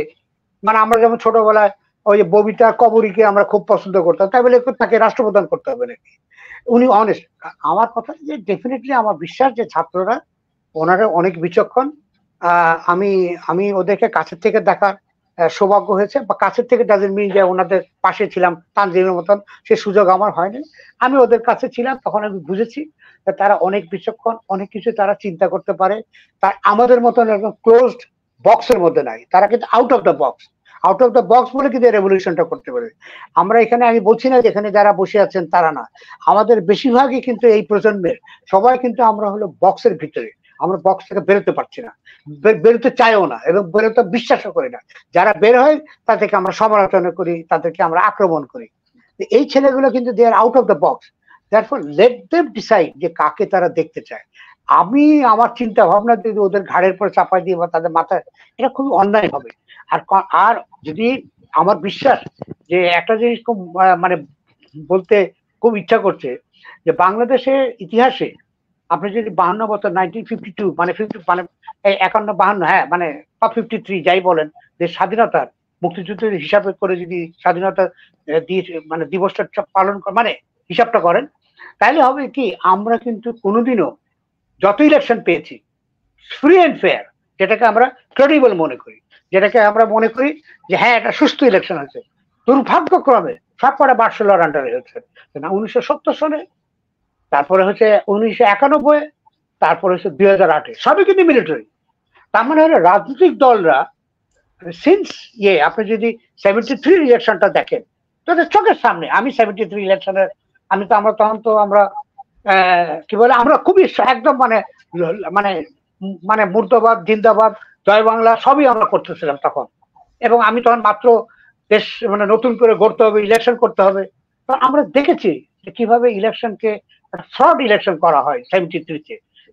আমরা তখন থেকে বেরিয়ে আসতে পারিনি, কিন্তু দুর্ভাগ্য হলো যে প্রশংসা হয়ে যাচ্ছে সেনাবাহিনীর, যেটা আমি করতে চাই না, কারণ সেনাবাহিনীর দ্বারাও আমি কিন্তু নির্যাতিত এবং নিগৃহীত, এবং তারা আমাকে একবার নিয়ে প্রথম সাংবাদিক যিনি গুম হয়েছিল এবং খুন হতে বাকি ছিল আরো ঘন্টাখানেকের মধ্যে। যাই হোক, সেইখানে কিন্তু আমি দেখেছি যে ওই মিলিটারিরাই কিন্তু ওই একটা সুস্থ ইলেকশন করে। আমি জানি না ওটা কেন, এটা কোইন্সিডেন্স হতে পারে। সেজন্য আমার বিশ্বাস যে আগামীতে যে ইলেকশন হবে এটা free fair and inclusive election. আপনি কিন্তু ফ্রি ফেয়ার অ্যান্ড অমুক তমুক বললে হবে না, ফ্রি ফেয়ার ইনক্লুসিভ হতে হবে। সেই ইলেকশনটা যদি এরা অর্গানাইজ করতে পারে, আমার বিশ্বাস যে আমরা একটা সুস্থ একটা সরকার পাবো, একটা সরকার, ওই সরকার যেটা যে মাসুদ রানা সাহেব বললো, let the they elect their prime minister, they let them ratify, প্রত্যেকটা অ্যাপয়েন্টমেন্ট শুধু রাটিফাইড বাই দ্য পার্লামেন্ট, পার্লামেন্টকে রাটিফাই করতে হবে। এই জিনিসটা আমরা এই কোন সরকারকে, আমার কথা তো 2 পয়সা কোনো মূল্য নাই, আমরা কোনদিন পাই নাই যে পার্লামেন্ট ডিসাইড করবে যে কে হবে। আমি এমনকি আমি একবার একটা লেখা লিখেছিলাম, যে মানে লেখাটা মানে বাইরে বিদেশে ছাপা হয়েছিল বলে প্রাণে বেঁচে গেছি। আমি বলেছিলাম কি, ডিজিএফআই কে পার্লামেন্টের আওতায় আনাতে হবে, তার accountability should be rested upon the parliament. আপনি এখন কথা হলো যে ডিজিএফআই মিলিটারি যারা মানে এখন যারা বেরিয়ে আসছে ওই প্রজন্মে, তারা আমাকে বলেছে আপনার লেখা আমরা পড়েছি, আমরা খুবই এটা নিয়ে আলোচনা করেছি, সেটা হচ্ছে under home, under this corrupt parliamentarians. আমার তো কোনো জব নেই, এটা হলো সবচেয়ে বড় দুর্ভাগ্য। যতবার আমরা পার্লামেন্টে যাদেরকে আমরা নির্বাচন করেছেন, যাদেরকে আমরা দায়িত্ব দিয়েছেন, তারা কিন্তু সবাই কিন্তু মানে মানসিকভাবে করাপ্ট, ফিনান্সিয়ালি করাপ্ট, চিন্তা ভাবনা করাপ্ট, এবং কাজও করেছেন তারাই, এবং তারা সবাই কিন্তু অসুস্থ। আমি আর কোনো ওনার মতন তানজিমের মতন সুন্দর করে বুঝাতে পারবো না। একটা অসুস্থ সরকার আমরা সৃষ্টি করেছিলাম, এবং আরেকজন আমি রেসপন্সিবল, আমরা তাদেরকে নির্বাচিত করেছি। এটা হলো দুর্ভাগ্য। সেটা আমি আগে ভাগে কাকে চাই, অমুকে চাই না, এই যে বিভিন্ন নাম দুইটা, ওই যে বিভিন্ন দেখবেন যে সোশ্যাল মিডিয়াতে, এমনকি গণমাধ্যমও ওই যে আসছে কে মানে ইন্টারিম গভর্নমেন্ট, আর ইন্টারিম গভর্নমেন্ট ম্যাক্সিমাম 90 দিনের হবে। এটা নিয়ে এত করার কি আছে? এনশিওর যে তারা যেন ইলেকশনটা ঠিক, যেই আসুক XYZ। এবং আমি তো মানে আমার বেশি বলা হবে, বেশি চাওয়া হবে। আমি তানজিম আমার সাথে সুর মিলাবেন কিনা জানি না, নাও মিলাতে পারেন। আমি মনে করি এই ছাত্রদেরকে ইন্টারিম গভর্নমেন্টে রাখা উচিত। আমি আমার বিশ্বাস ওরা খুবই চমৎকার একটা কাজ করবে, অসাধারণ একটা কাজ করবে। তারপরে ইলেকশনের পরে কাকে ওরা করবে, যদি প্রফেসর ইউনূস অথবা যে কোনো হোক, ওই যে যাদের যাদের নাম দেখছি, তারা যদি ইলেকশন করে আসতে পারে ফাইন, আর যদি ইলেকশন না করে তারা ওই কি বলে টেকনোক্র্যাট মিনিস্টার হিসেবে দায়িত্ব পালন করবেন, যেটা মাসুদ রানা সাহেব যেটা প্রপোজাল করেছেন। ধন্যবাদ। খুব সুন্দর করে বিশ্লেষণ করেছেন। এবং আপনি ববিতা কবরীকে নিয়ে হাসাহাসি করলেন, কিন্তু আগের সরকারে তো আমরা দেখেছি যে গায়িকা, নায়ক, সেই সাথে ক্রিকেটার সবাই আমাদের সংসদ ভবনে গিয়েছেন। তো অস্বীকার করার কিন্তু উপায় নেই, আমাদের কিন্তু ইতিহাস বলে। সালিম সামাদ যদি শুনে থাকেন, আমরা একটু খুব সুন্দর করে রূপরেখা দিয়েছেন। আমি একটু মেজর নাসিরউদ্দিন আহমেদ আপনার কাছেও যেতে চাই। সালিম সামাদ খুব সুন্দর করে বলেছেন যে যারা নেতৃত্বে আছেন শিক্ষার্থীরা, কারণ আমার এখানে যতগুলো কমেন্ট এসেছে তার মধ্যে বেশিরভাগেরই মন্তব্য ছিল এরকম, আজকের টিভি চ্যানেলের খবর দেখে মনে হচ্ছিল ছাত্রদের নয়, দেশে বিএনপি জামাত শিবিরে বিজয় অর্জিত হয়েছে। আমি এই বাংলাদেশ চাই না, কারণ আমরা যারা কাজ করেছি, সংগ্রাম করেছি, আমরা তাদেরকে ছাড়াই স্বাধীন মুক্তিকামী মানুষের যে বিজয়, সেখানে অন্য কোন নেতা চাই। এই অন্য কোন যে নেতা কিংবা এই যে ফেয়ার ইলেকশনের কথা বলা হচ্ছে, সেখানে কারা নির্বাচন করবে, কারা আসছে, আমরা আসলে সেটি একটু জানতে চাই। মেজর নাসিরউদ্দিন আহমেদ, আপনার এই মুহূর্তে বিশ্লেষণটি কি বলে? ধন্যবাদ। আমি জাস্ট আমার আগে সেলিম স্যার যে কথাটা বলেছেন তার সাথে একটু যুক্ত করি। আমরা যখন এই কথাটা বলছি, আমার বাসা ঢাকা সেনানিবাসের একদম পাশেই, এবং এখানে ডিজিএফআই এর যে হেডকোয়ার্টারটা আছে রজনীগন্ধা মার্কেট, আগে যেটা কচুক্ষেত বলতাম আমরা, সেটার পাশে, তার সামনে গত রাত থেকে আমাদের প্রাক্তন একজন সহকর্মী ক্যাপ্টেন রিটায়ার্ড মারুফ জামান, যিনি কাতারে অ্যাম্বাসেডর ছিলেন পরবর্তীতে পররাষ্ট্র মন্ত্রণালয়, তার নেতৃত্বে একদল সেনা অফিসার আছেন যে তথাকথিত আয়না ঘর থেকে তারা তাদের বন্দী সহযোগীদেরকে বের করে নিয়ে আসতে চান। এবং মারুফুজ্জামান নিজেই বলেছেন যে আমাকেও এখানে বন্দী করা হয়েছিল, আমি জানি এখানে কতজন আছে। এবং মায়ের কান্না যে সংগঠনটা আছে, সেই সংগঠনের অনেক সদস্য, তাদের অনেক মা সন্তান, তারা ওখানে প্লেকার্ড নিয়ে ছবি নিয়ে দাঁড়িয়ে আছে যে তাদের আশায় তাদের বাবা সেখানে আছে। এই হলো বাংলাদেশের একটা সরকারি প্রতিষ্ঠানের, সরকারি পয়সায় পরিচালিত একটি প্রতিষ্ঠানের এবং প্রতিষ্ঠান প্রধানের ভাবমূর্তি। সেখানে আমরা এখন বাংলাদেশটা বিভাজনের এমন এক পর্যায়ে গেছে যে আপনি কার কথা কোথায় বলবেন। আমি খুব শ্রদ্ধা ভরে আমি গতকালকে আমার কাছে প্রথমেই ধাক্কা লেগেছিল যে কোনো রাজনৈতিক দলের নাম বলার সময় যেটা স্যার বললেন যে প্রথমে একটা ধর্মভিত্তিক রাজনৈতিক দলের নাম আসলো। আবার একইভাবে যখন ডক্টর ইউনূসের নাম আসলো, তখন আমার সবার আগে যে কথাটা মনে হলো যে এই লোকটাকে সুদখোর এবং বাংলাদেশের মেয়েদেরকে রাস্তাঘাটে নামানো, ঘর থেকে বের করে আনার অপবাদ তার উপরে সবার আগে দিয়েছিল এই ধর্মভিত্তিক যত প্রতিষ্ঠান আছে সবগুলো। সুতরাং আপনি এখন কাকে বলবেন? বাংলাদেশটাকে এমন একটা পর্যায়ে আমরা নিয়ে গেছি যে এখানে আসলে কারো পক্ষে একটা সুষ্ঠু স্বাভাবিক সংগঠন পরিচালনা করা, একটা বিতর্কের বাইরে কোনো নির্বাচন পরিচালনা করা খুবই একটা দুষ্কর বিষয়। ছোট্ট করে যদি আমি ইতিহাসটা বলি, দেখেন বাংলাদেশের আজকে 53 বছরের ইতিহাসটা কি বলে। আমাদের প্রথম যিনি ইন্টারিম গভর্নমেন্ট যেটা ছিল আমাদের সেই 17 এপ্রিলের যে সরকার ছিল তাজউদ্দিন আহমেদ সাহেব, সেই সরকারের প্রধান, এবং তার যে সহযোগী 4 জন ছিলেন, দে ওয়ার কিল্ড। আসলেন 72 সালে বঙ্গবন্ধু, কিল্ড। বঙ্গবন্ধুর পরে আসলেন মোস্তাক, জেলড। মোস্তাক সাহেবের পরে আসলেন জিয়াউর রহমান, কিল্ড। এরশাদ সাহেব আসলেন, জেলড। খালেদা জিয়া, জেলড। শেখ হাসিনা পালিয়ে গেলেন। তারপরে মাঝখানে ফখরুদ্দিন মঈনুদ্দিন আসলেন, they are in abroad now, they cannot come to Bangladesh. এইটা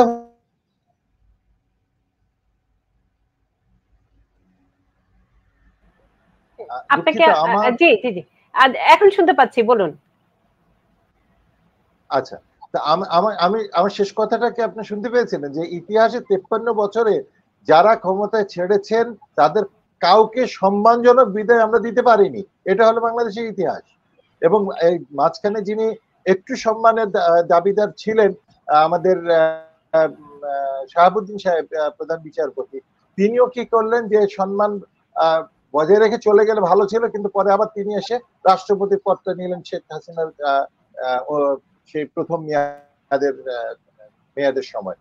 সবকিছু মিলে আমি যেটা বলছি, বাংলাদেশটাকে এখন আসলে আমরা এমন বিতর্কিত করেছি, এমন এক পর্যায়ে নিয়ে গেছি যে এখানে অনেক প্রশ্নের উত্তর সহজে দেওয়া যাবে না। তারপরেও আমাদের বেঁচে থাকতে হবে, সামনে যেতে হলে আমাদের একজন ভালো নির্বাচন একটা দরকার, এবং নির্বাচন পরিচালনার জন্য ভালো একটা নির্বাচনী টিম দরকার। আমি মনে করি আমরা অনেক রক্ত দিয়েছি, বিশেষ করে এই রিসেন্ট যে ঘটনাগুলো ঘটলো তার থেকে শিক্ষা নিয়ে আমরা বিতর্কের বাইরে তো কেউ না, এর ভিতরেই আমাদের প্রাক্তন কোনো বিচারপতি যারা আছেন, যাদের বিরুদ্ধে আমাদের অভিযোগ তেমনটা নেই, এরকম একজন বিচারপতিকে আমার মনে হয় আমরা পেলে ভালো হবে।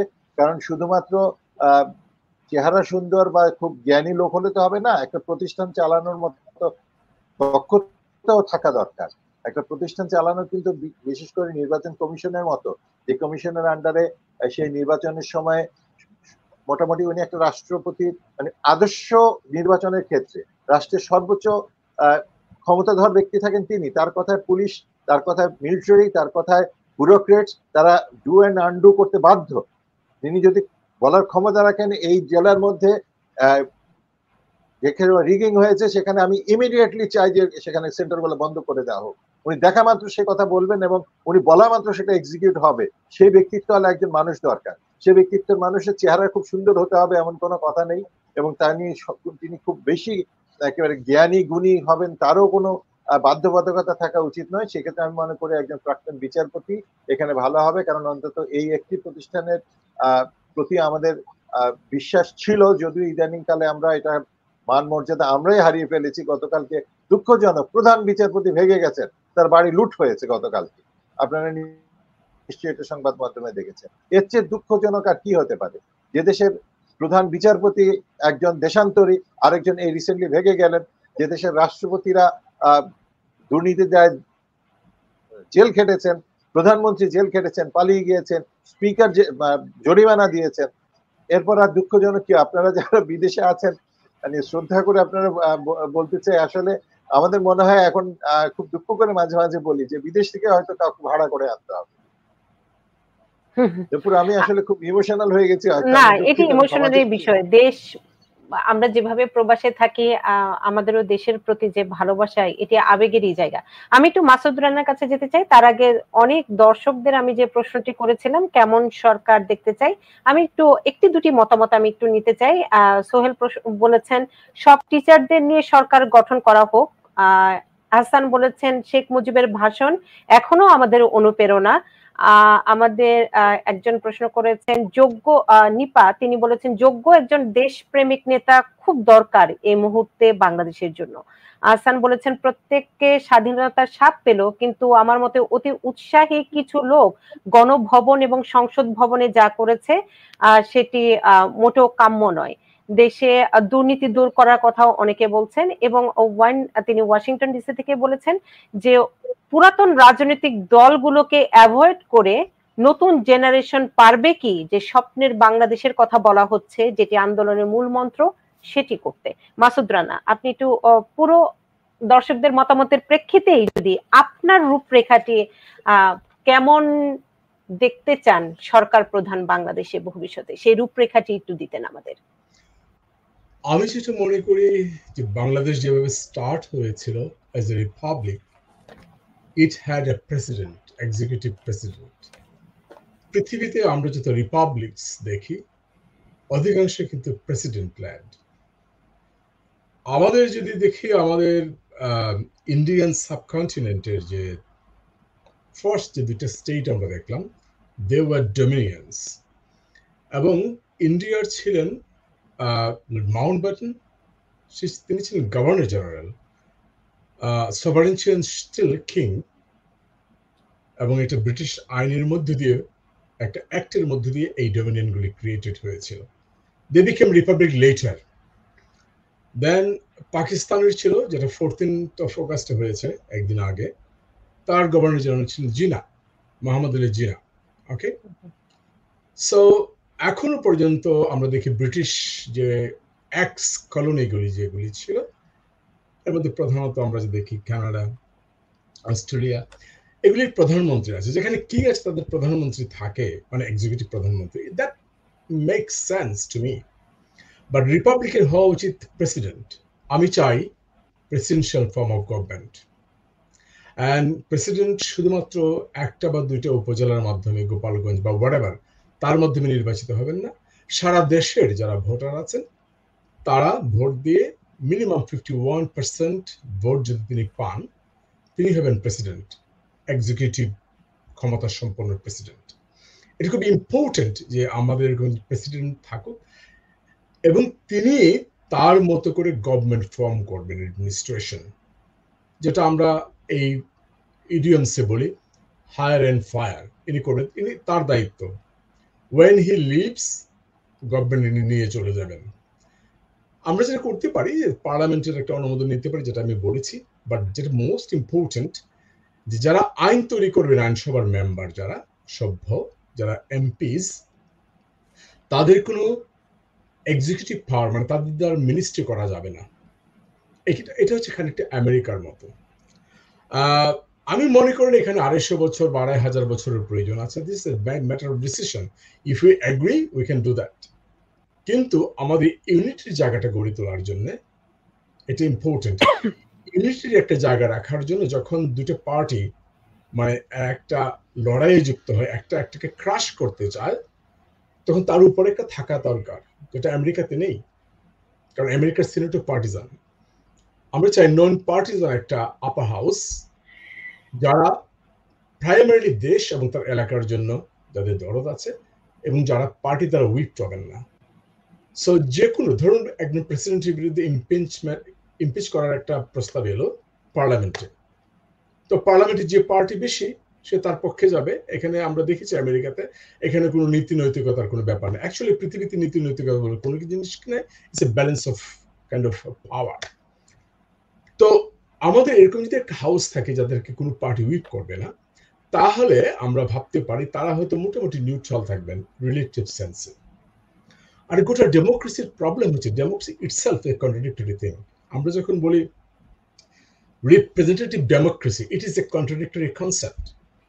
ওকে, রিপ্রেজেন্টেশন মানে হচ্ছে কি, যে আমি আমার অধিকার আমি অ্যাপ্লাই করতে পারছি না, আমি আপনাকে বলছি আপনি আমারটা বলুন। বাট কি ঘটে বাস্তবে, এটা আমরা ইংল্যান্ডে দেখেছি। ফর এক্সাম্পল আমি একটি উদাহরণ দিই। ইস্ট লন্ডনের উনা কিং নামে একজন এমপি ছিলেন। ইরাক ওয়ারের মধ্যে ইনি যুদ্ধকে সাপোর্ট করেছেন পার্লামেন্টে। সাংবাদিকতা প্রশ্ন করেছে যে আপনার যে কনস্টিটিউয়েন্সি, এখানে সমস্ত অধিকাংশ হচ্ছে মুসলিম, বাঙালি, বাই ডিফল্ট মুসলিম অনেকে মনে করে। আপনি কিভাবে তাদেরকে রিপ্রেজেন্ট না করে আপনি ইরাক যুদ্ধের পক্ষে ভোট দিলেন? And she was honest. She said, I don't represent them in the parliament. I represent my party. Gaddafi এই কথাই বলেছিলেন যে এই representative democracy, I am not talking about direct democracy, I am not talking about Greek and Roman democracy আগের দিনে যেটা ছিল, I am talking about সকল মডার্ন রিপ্রেজেন্টেটিভ ডেমোক্রেসি। এইখানে অ্যাকচুয়ালি রিয়েল রিপ্রেজেন্টেশন হয় না। And they, for so many reasons, they actually represent their parties. So আপনি আওয়ামী লীগে একজন এমপিকে আপনি নৌকা মার্কায় ভোট দিয়ে বানাবেন বা হোয়াট এভার, তারা আপনাকে রিপ্রেজেন্ট করবে না। আপনাকে রিপ্রেজেন্ট করার কোনো পদ্ধতি নেই, তারা পার্টিকে রিপ্রেজেন্ট করে। তো দাঁড়াচ্ছে যে আপনার প্রতিনিধি, but they don't represent you. So very problematic situation. আমি মনে করি এখন যে অবস্থাটা তৈরি হয়েছে, আপনারা সবাই যেভাবে হাইলি বলছেন যে একটা নতুন ইরা স্টার্ট হয়েছে, if this is the case, then we should be ready, we should be talking about a new system, that is a new republic. Nothing wrong in it. এটা আমরা বাংলাদেশকে ফেলে দিতে চাই না। আমাদের যে কন্টিনিউয়েশন, একটু আগে কে যেন বললেন, আমি সরি নামটা মনে করতে পারছি না, ট্রু, এরা অ্যাকচুয়ালি যে রিয়েলি যে লিবারেশনের যে স্পিরিট, এই স্টুডেন্টস, এই ইয়াং পিপল, এটা তারা কিন্তু রিপ্রেজেন্ট করে এবং তারা ধারণ করেছে। আমি বলছি ফার্স্ট ওয়াজ ইকুয়ালিটি, সাম্য। এরা এক্স্যাক্টলি এদের নামই হচ্ছে বৈষম্য বিরোধী, তারা সাম্য চাচ্ছে। কবে তারা যুদ্ধ করেছে? এখনো পর্যন্ত তাদের নাতি পুতি এদের জন্য 30% কোটা, নো, এটা সভ্য জগতে এখন কোটা সিস্টেম নেই। What we have in England, we don't have any positive discrimination. We have positive action. আপনাকে আমি সাপোর্ট করব যাতে আপনি কোয়ালিফাই করতে পারেন। আপনি কোয়ালিফাই করেন না কিন্তু আপনার জন্য জায়গা রেখে দেবো, এটা অনেক পুরনো ধারণা। সো এটা সাম্যের জন্য লড়াই করেছে। সেকেন্ড হচ্ছে ডিগনিটি। ওরা কখন খেপেছে? যখন প্রধানমন্ত্রী এদেরকে ইন এ সেন্স বলছেন রাজাকার বা রাজাকারের বাচ্চা, দ্যাট ওয়াজ দ্য ডিগনিটি। তাদের খারাপ লেগেছে, তাদের ডিগনিটিতে লেগেছে। আজকের দিনে পৃথিবীতে শোষণ, তোষণ, এই সমস্ত শব্দের চেয়ে, এই সমস্ত কনসেপ্ট এন্ড কনস্ট্রাক্টের চেয়ে মোর ইম্পর্টেন্ট হচ্ছে ডিগনিটি। এদের ডিগনিটিতে লেগেছে, এটার জন্য তারা দাঁড়িয়েছে শক্তভাবে। তারপর কি ছিল? সোশ্যাল জাস্টিস, সামাজিক ন্যায় বিচার। তিনটেই তো ঘোষণা ছিল স্বাধীনতার ডিক্লারেশনে।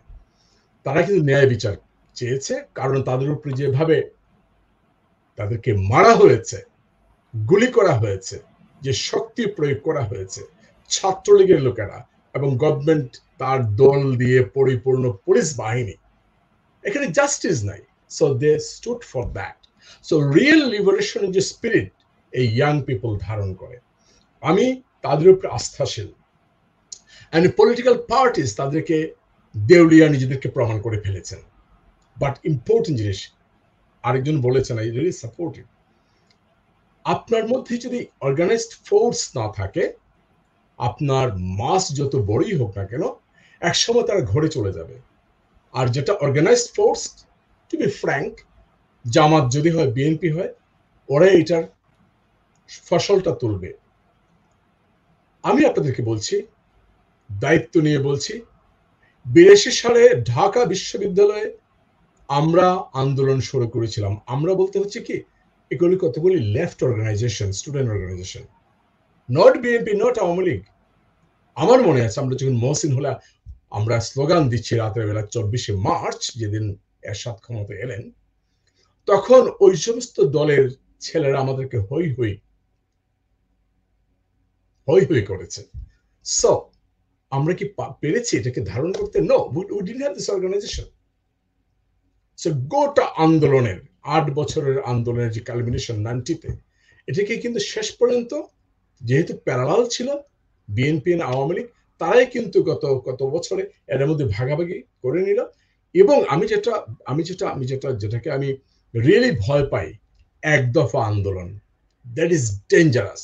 এই মিশরে কিন্তু এদের মানে ডুবেছে কিন্তু 1 পয়েন্ট মুভমেন্টের জন্য। যখনই আপনি বলবেন এক দফা এক দাবি, এরশাদ তুই কবে যাবি, মোবারক তুই কবে যাবি, হাসিনা তুই কবে যাবি, দেন আপনার সমস্ত দাবি, সমস্ত ডিমান্ড, সমস্ত যে রাইটস, এগুলো কিন্তু এক জায়গায় ডুবে যায়। একটা খিচুড়ি তৈরি করে ফেলছেন আপনি। তারপর যখন যারা ক্ষমতায় আসে, and they forget, they are not committed to that. এই জন্যই আন্দোলনের মধ্যে লিডারশিপ দরকার, এর জন্য অর্গানাইজেশন দরকার যারা এটা হোল্ড করবে, and then you need your program, মানে আপনার ডিমান্ডস। সো বাংলাদেশের জন্য এখন দরকার হচ্ছে একটা Magna Carta, a new republic with the Magna Carta. আজও ব্রিটেনে প্রতি বছর ম্যাগনা কার্টা চেক করা হয়, কত বছর আগে, কত শত বছর আগে হয়ে গেছে, যে আসলে ব্রিটেন কি এই ম্যাগনা কার্টা মেনে চলছে। আমাদের কনস্টিটিউশন আছে, হু রিডস কনস্টিটিউশন? কনস্টিটিউশন সম্পর্কে কোনো মানুষের ধারণা নেই, পিপলের কোনো কন্ট্রিবিউশন নেই কনস্টিটিউশনে। So we really need to start a debate on the constitution, the form of government, মানুষের রাইটস, এভরিথিং, দ্য রিপ্রেজেন্টেশনের কনসেপ্ট, সব কিছু মিলে আমাদের গোটা জাতি যে একটা পলিটিক্যাল প্রসেসের মধ্যে দিয়ে যাবে, তাতে একটা নতুন ক্যাম্প তৈরি হবে। আইডিয়াল, আমি ক্যাম্প কথা ইচ্ছাকৃতভাবে বলেছি, বাংলাদেশে হিস্টোরিক্যাল রিজনে দুইটা ক্যাম্প আছে। নাম্বার 1, 47 ক্যাম্প, এরা হচ্ছে, এদের আইডেন্টিটি হচ্ছে মুসলিম আইডেন্টিটি, মুসলিম ন্যাশনালিজম। এবং ঢাকা হচ্ছে the place where in 1906 Muslim League create হয়েছিল, that created Pakistan. Bengal was the place where people had to prove the Hindu and Muslims were two nations theory, কলকাতাতে, এবং বাংলাদেশেও তার প্রতিফলন ঘটেছে। এবং তার যে ভায়োলেন্স, একটা ন্যাশনালিজম, একটা ভায়োলেন্স এন্ড একটা স্টেট, যেটা Pakistan, 3 components. The same thing started to happen from 1948. একটা নতুন ন্যাশনালিজম এলো, বাঙালি ন্যাশনালিজম। যে মানুষগুলি মুসলিম মুসলিম বলে নতুন স্টেট তৈরি করেছে, 1 বছরের ভিতরে তারা বুঝতে পেরেছে it is not viable thing. So they redefine themselves as বাঙালি, বাংলার বৌদ্ধ, বাংলার খ্রিস্টান, বাংলার মুসলিম, বাংলার হিন্দু, আমরা সবাই বাঙালি। One nationalism, one struggle, liberation struggle, and one state. এই 3টা কম্পোনেন্ট নিয়ে, 3টা এলিমেন্টস নিয়ে, 3টা সাইকোলজিক্যাল রিপ্রেজেন্টেশন মানুষের মনের মধ্যে বিরাজ করছে অদ্যাবধি। এবং গোটা বাংলাদেশ এই 2টা ক্যাম্পে বিভক্ত, ইউনিভার্সিটি বিভক্ত, মিলিটারি বিভক্ত, সোসাইটি বিভক্ত, পলিটিক্যাল পার্টি বিভক্ত, পলিটিক্যাল পার্টির যে গ্রুপস তারাও বিভক্ত, বামেরও 2 ভাবে বিভক্ত, একদল বাম প্রো 71, একদল বাম প্রো 47। এখনকার যে জেনারেশন, পারহ্যাপস আমরা যদি বলি, জাস্ট আমি বলছি আর কি, it could B a new camp, maybe 24 camp. এই যে নতুন জেনারেশন, এটার উপর আমি খুব ভরসা রাখি। আমি থিওরাইজ করি, it is not working class যেটা ইতিহাসকে চালাবে, আর it is the young people, students. Karl মার্কসের সময় যারা, আজকে যারা ইয়াং পিপল, কার্ল মার্কসের আমলে তারা কি করতো? তারা শ্রমিক ছিল। তো universities, educational institutions, big campus, এখানে যে মানুষগুলো আসে, ইয়াং পিপল, তারা যে একসাথে হয়, এই একসাথে হওয়াটা একটা শক্তি। তাদের বয়স, তার উদারতা, ভালোবাসা, প্রেম, সবকিছু মিলে এই বয়সটা অত্যন্ত গুরুত্বপূর্ণ। এই বয়স মানুষের জন্য যা করতে পারে, আমি আমার বয়সে পারি না। তারপরে হচ্ছে এদের ব্যবসা, এদের বিজনেস কি? এদের বিজনেস হচ্ছে science, humanities, to know the world. Therefore, এরা ওয়ার্কিং ক্লাস পিপলের চেয়ে much more sensitive, much more human, much more world vision সম্পন্ন, এবং অনেক বেশি মানবতাবাদী। সো এই যে সেকশনটা সমাজের মধ্যে, এবং পার্টিকুলারলি বাংলাদেশের ইতিহাস, আমরা সবাই জানি বাংলাদেশের ইতিহাস বস্তুত হচ্ছে ছাত্র আন্দোলনের ইতিহাস। দেয়ারফোর এখন একটা চমৎকার সময় হয়েছে, এদের উপরে নির্ভর করে, এদের উপরে ভরসা করে, এই ভদ্রলোক আমাদের মধ্যে সিনিয়র মোস্ট, ইনি যেটা বলেছেন, I really like it, he has the courage. আমি ডিপেন্ড করছি এদের উপরে, লেট দেম বি, তারা লিড করুক। আমি মনে করি তাদের কাছে দেয়া হোক, আইডিয়া তারা নিয়ে আসুক, আমরা প্রপোজ করি, এরা চুজ করুক। মানে নতুন প্রজন্মের কাছে আপনি দিয়ে দিতে চাচ্ছেন। আমার একদম সময় স্বল্পতা, আমি সেই কারণে সবার কাছ থেকে ছোট ছোট করে উপসংহার নিব। তবে আমি বড় করে উপসংহার নিতে চাই সেলিম সামাদের কাছে, কারণ দুইবার অভিযোগ করেছেন যে তাকে সময় কম দেওয়া হয়েছে। আমি শুধু ছোট্ট করে যে উপসংহারটি নিব, তার সাথে আপনার কাছে আমি একটু জানতে চাই প্রতিবেশী দেশ ভারতের বর্তমান ভূমিকা এবং সেই সাথে মুভমেন্ট সবকিছু মিলিয়ে আপনার উপসংহার। না, এই প্রশ্নটা আমরা নুপুর আমাকে যা প্রশ্ন করতো তার জবাব আসলে 20 সেকেন্ডের, এইটাই আমি বললাম। আমাকে সময় দিচ্ছে কি দেয় না এটা আমার কোনো ইয়ে। আমি ধৈর্যের সাথে সবার কথা মনোযোগ দিয়ে শুনছি এবং নোটও করছি যে কে কি বলছেন। না না, মানে এটা নিয়ে কোনো সমস্যা হবে না, মানে ভবিষ্যতে বলবো না যে আপনি এটা বলেছেন ওটা বলেছেন। যাই হোক, আচ্ছা, প্রথমে হলো যে আমি বায়োলেটারাল রিলেশনশিপের কথা বলি। আপনি এটা অনস্বীকার্য যে আমি নয়, এটা হলো যারা সুস্থ মস্তিষ্কে, যারা দেশের মুক্তিযুদ্ধের চেতনা যারা বিশ্বাস করে, যারা প্রোগ্রেসিভ বাংলাদেশে বিশ্বাস করে, 1971 সনে ভারতের যে কন্ট্রিবিউশন, বিশেষ করে 1 কোটি মানুষের যে তাদেরকে আশ্রয় দিয়েছেন, এই আশ্রয়টা যদি না দিতেন, তখনকার সময় যে বিএসএফ এর যে ডিজি, হ্যাঁ, সেই ভদ্রলোক যদি, সে একজন মানে ইন্ডিয়ান কিন্তু সে পার্সি মানে তার বংশধর ইরান থেকে এসেছিল, রুস্তমজি, ভদ্রলোক রুস্তমজি, উনি কিন্তু ডে 1-এ মানে 26 তারিখে ক্র্যাকডাউন, 27 তারিখে উনি বর্ডার খুলে দিয়ে, তার বইয়ের মধ্যে এটা আছে, উনি বর্ডার খুলে দিয়েছিলেন। ওই বর্ডারটা যদি না খোলা হতো, বাংলাদেশের 1 কোটি লোক, 30 লাখের উপর কথা বলছি, গণহত্যা হয়েছে, হয়তো এটা 2 গুণ হতো। এটা কিন্তু হতোই, কারণ তারা যদি ভিতরে আটকে যেত। তার মধ্যে একটা বড় এক্সাম্পল হলো গিয়ে ওই চুকনগর, একটা বড় এক্সাম্পল, যে তারা যদি এখানে আটকে যেত কি হতো তাদের চুকনগর মানে খুলনার ওখানে একটা চুকনগর বলে একটা গণহত্যা একটা এলাকা আছে, যেখানে সবাইকে হত্যা করা হয়েছে যারা বর্ডার ক্রস করতে গিয়েছিল। আমি কেন এটা কথাটা বলছি যে ভারতের সহযোগিতা তখন পাওয়াটা আমাদের বিশাল একটা ইয়ে, যাতে ত্বরান্বিত হয়েছে। 9 মাসে পৃথিবীতে কোনো দেশই, you can't name in the last 200 years, আমি 200 বাড়িয়ে বললাম, যে কোনো মুক্তিযুদ্ধ হয়েছে বা রেভলিউশন হয়েছে, আর্ম রেভলিউশন, যেখানে 6 মাসের মধ্যে একটা দেশ স্বাধীন হয়েছে, এরকম কোনো ইতিহাস আমার জানা নেই, অন্যরা জানতে পারে। 1 নম্বর। 2 নম্বর হলো যে ইন্ডিয়া ইজ আমাদের চারিদিকে আছে। বার্মার একটা সংখ্যা আপনারা জানেন, যেহেতু আপনার রোহিঙ্গারা আসে বলে আমরা জানি যে বার্মাতে একটা বিরাট একটা মানে পার্বত্য চট্টগ্রামের একটা অংশ, বিশেষ করে Bandarban district is bordering Myanmar. তো মায়ানমার বরাবরই একটা সেনা শাসন, স্বাভাবিকভাবে ওখানে একটা হার্মড ওয়ার র্যাভেজড একটা কান্ট্রি, ওইখানে ওদের সাথে আমাদের কোনো ইয়ে নাই, মানে দেন দরবার করে কোনো লাভ হবে না। ভারতের সাথে আমাদের সম্পর্ক থাকতেই হবে, কারণ এই আপনি যদি বঙ্গভঙ্গ বলেন, তখন থেকে কিন্তু আমাদের সম্পর্ক কিন্তু আসা যাওয়ার মধ্যে ছিল। আর হলো আশেপাশে যে দেশ, আশেপাশে কিন্তু সবই বাঙালি, মানে আপনার ত্রিপুরা বলেন, আসামের শিলচর বলেন, ওদিকে উত্তর দিনাজপুর, পশ্চিম বাংলা, যাই কিছু বলেন, তারা কিন্তু স্বাভাবিকভাবে আমাদের সাথে সম্পর্ক ওদের সাথে থাকবেই, রাখতে হবে। প্লাস হলো যে আপনার যদি শক্তি সঞ্চয় করতে হয়, আপনাকে ইন্ডিয়ার কাছে যেতেই হবে, এবং বৈরিতা করে পাকিস্তান যেন বৈরিতা করে, পাকিস্তানের কেসটা ডিফারেন্ট, কারণ পাকিস্তানের বৈরিতা শুধু ভারতের সাথে না, তারা আফগানিস্তানের সাথে তাদের মানে বর্ডার ক্লাশ হচ্ছে রেগুলার, ইরানের সাথে হচ্ছে বর্ডার ক্লাশ। আপনি কল্পনা করতে পারবেন না পাকিস্তানের সমস্যাটা আরো বেশি। কামিং টু দ্য আমাদের ইন্টারন্যাশনাল রিলেশনস হলো, আমি মনে করি যে বঙ্গবন্ধু যেটা বলেছিলেন যে সবার সাথে বন্ধুত্ব, কারোর সাথে বৈরিতা নয়, মানে আমি কিন্তু ওই প্রিন্সিপালে বিশ্বাস করি। যদি প্রয়োজন হয়, আমি মনে করি, আমি চিৎকার করে বলবো যে ইসরায়েলের সাথেও তাদের যে স্বীকৃতি, সেটা নেওয়া উচিত ছিল 1971 সনে, নেয় নাই। 72 সনে তারা আবার যখন দিয়েছিল, তখনও নেওয়া উচিত ছিল। কারোর সাথে আপনি বাদ দিতে পারেন, আপনি বলবেন একটা ফরেন পলিসির কথা, আবার মাঠে আপনি আরেক রকম। যেমন তাইওয়ানের সাথে কিন্তু আমি কিন্তু এখনো মনে করি তার সাথে একটা ডিপ্লোম্যাটিক রিলেশনশিপ থাকা উচিত। যাই হোক, বাট আমি এই ইন্ডিয়ার কথা যদি, এটা হলো সবথেকে বড় জিনিস। পাশাপাশি যে জিনিসটা সবথেকে ইম্পর্টেন্ট হলো, আমি শেষ যদি একটু অন্যভাবে করতে চাই, সেটা হলো যে আমার সামারি অফ দ্য ডিসকাশন।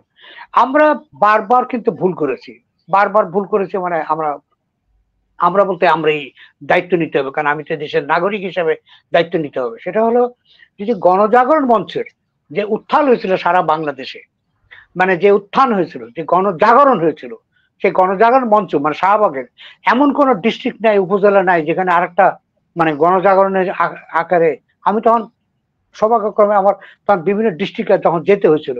তা আমরা যে ওই সব ডিস্ট্রিক্টে যে দেখি কি সবাই খুব ব্যস্ত গণজাগরণ, তাদের গণজাগরণ, সে কুমিল্লা, সাতক্ষীরা, ময়মনসিংহ, সিলেট, আপনি সবার নাম বলুন। সেই গণজাগরণ মঞ্চে এই আওয়ামী লীগ সরকার ওটা কিন্তু জোর জবরদস্তি টুটি টিপে ঘাড় মটকায় তছনছ করে দিয়েছে। ওই স্পিরিটটা যদি আপনি রাখতে পারতেন, আমি বলছি না গণজাগরণ মঞ্চ অর্গানাইজেশন টিকিয়ে রাখা দরকার ছিল, আমরা কিন্তু বলেছি, আমি এখনো বলছি, যদি আপনার ওই স্পিরিটটা যদি ধরে রাখতেন, আজকে আমরা এই যে জামাত, বিএনপি, হেফাজত এটা নিয়ে আমরা কিন্তু ইয়ে হতাম না, একদমই হতাম না, মানে আতঙ্কিত হতো, কারণ ওই স্পিরিটটাকে আমরা কিন্তু রাখতে পারি নাই। মানে আমরা কিন্তু সেই স্পিরিট ধরে একটা গণজাগরণ মঞ্চের, তাহলে কিন্তু আমাদের এই একটা যে ফ্রন্টটা আমরা তৈরি করতাম, একটা ফোর্ট্রেসের মতন, একটা ওয়ালের মতন, যে গ্রেট ওয়াল অফ চায়নার মতন, যে ওরা প্রতিরোধ করবে। আমরা কি হয়েছে, আমরা এখন প্রতিরোধ করতে পারছি না। ইন্ডিভিজুয়ালিতে আমি তো এই প্রতিক্রিয়াশীলদের সাথে আমি যুদ্ধ করতে পারবো না, তাদেরকে মগজ ধোলাই তারা তো করেই যাচ্ছেন, তারা তো রিক্রুটমেন্ট বন্ধ করে নাই, তাদের তো হেফাজত ইসলামের কিন্তু তাদের যে মাদ্রাসা থেকে মাদ্রাসা তারা তো রিক্রুটমেন্ট করেই যাচ্ছেন। আমার কথা হলো যে আপনারা গণজাগরণ মঞ্চ তো যাই হোক, ওটা তো আর নতুন করে আর করা সম্ভব না। এই যেহেতু এই যে ছাত্ররা যে সাহসী ভূমিকা দেখিয়েছেন, যেভাবে তারা অত্যাচারিত হয়েছে, যেভাবে তাদেরকে গুম করা হয়েছে, যেভাবে তাদেরকে টর্চার করা হয়েছে, এই গ্রুপটাকে তাদের যে স্পিরিট, তাদের যে ডিফারেন্সটা আমি সাংঘাতিক ভাবে কিন্তু আমি মনে করি যে এত বছর পরে আমরা হয়তো বা একটা পাচ্ছি যে ওদের উপর একটা ভরসা। তা আমি মনে করি যে ওদেরকে আপনার ইন্টারিম গভর্নমেন্টে ওদেরকে দায়িত্ব নেন, ওদের পরামর্শ শোনেন, তাদের তো একটা পরামর্শ আছে। আমি মনে করি না যেসব যারা রিটায়ার্ড করেছেন, বেশিরভাগই যাদের নাম ভাসছে সবাই কিন্তু রিটায়ার্ড, কেউ কিন্তু মরিয়েতে না, এবং যার ইয়েতে এলাকায় উনি কিন্তু খুব যেটাতে কাজের কাজ করিয়েছেন, খুব যেটাতে মানে ভালো কাজ করেছেন বলে আমার জানা নেই, এখানে যারা আছেন তারা বলতে পারবেন।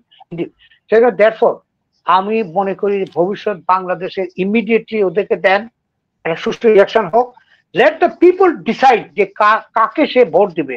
এখন যদি কোনো খারাপ লোককে যদি ভোট দেয় সেটা তো কিছু করার নাই, তো আপনি তো ইলেকশনে খারাপ ভালো লোক আসবেই।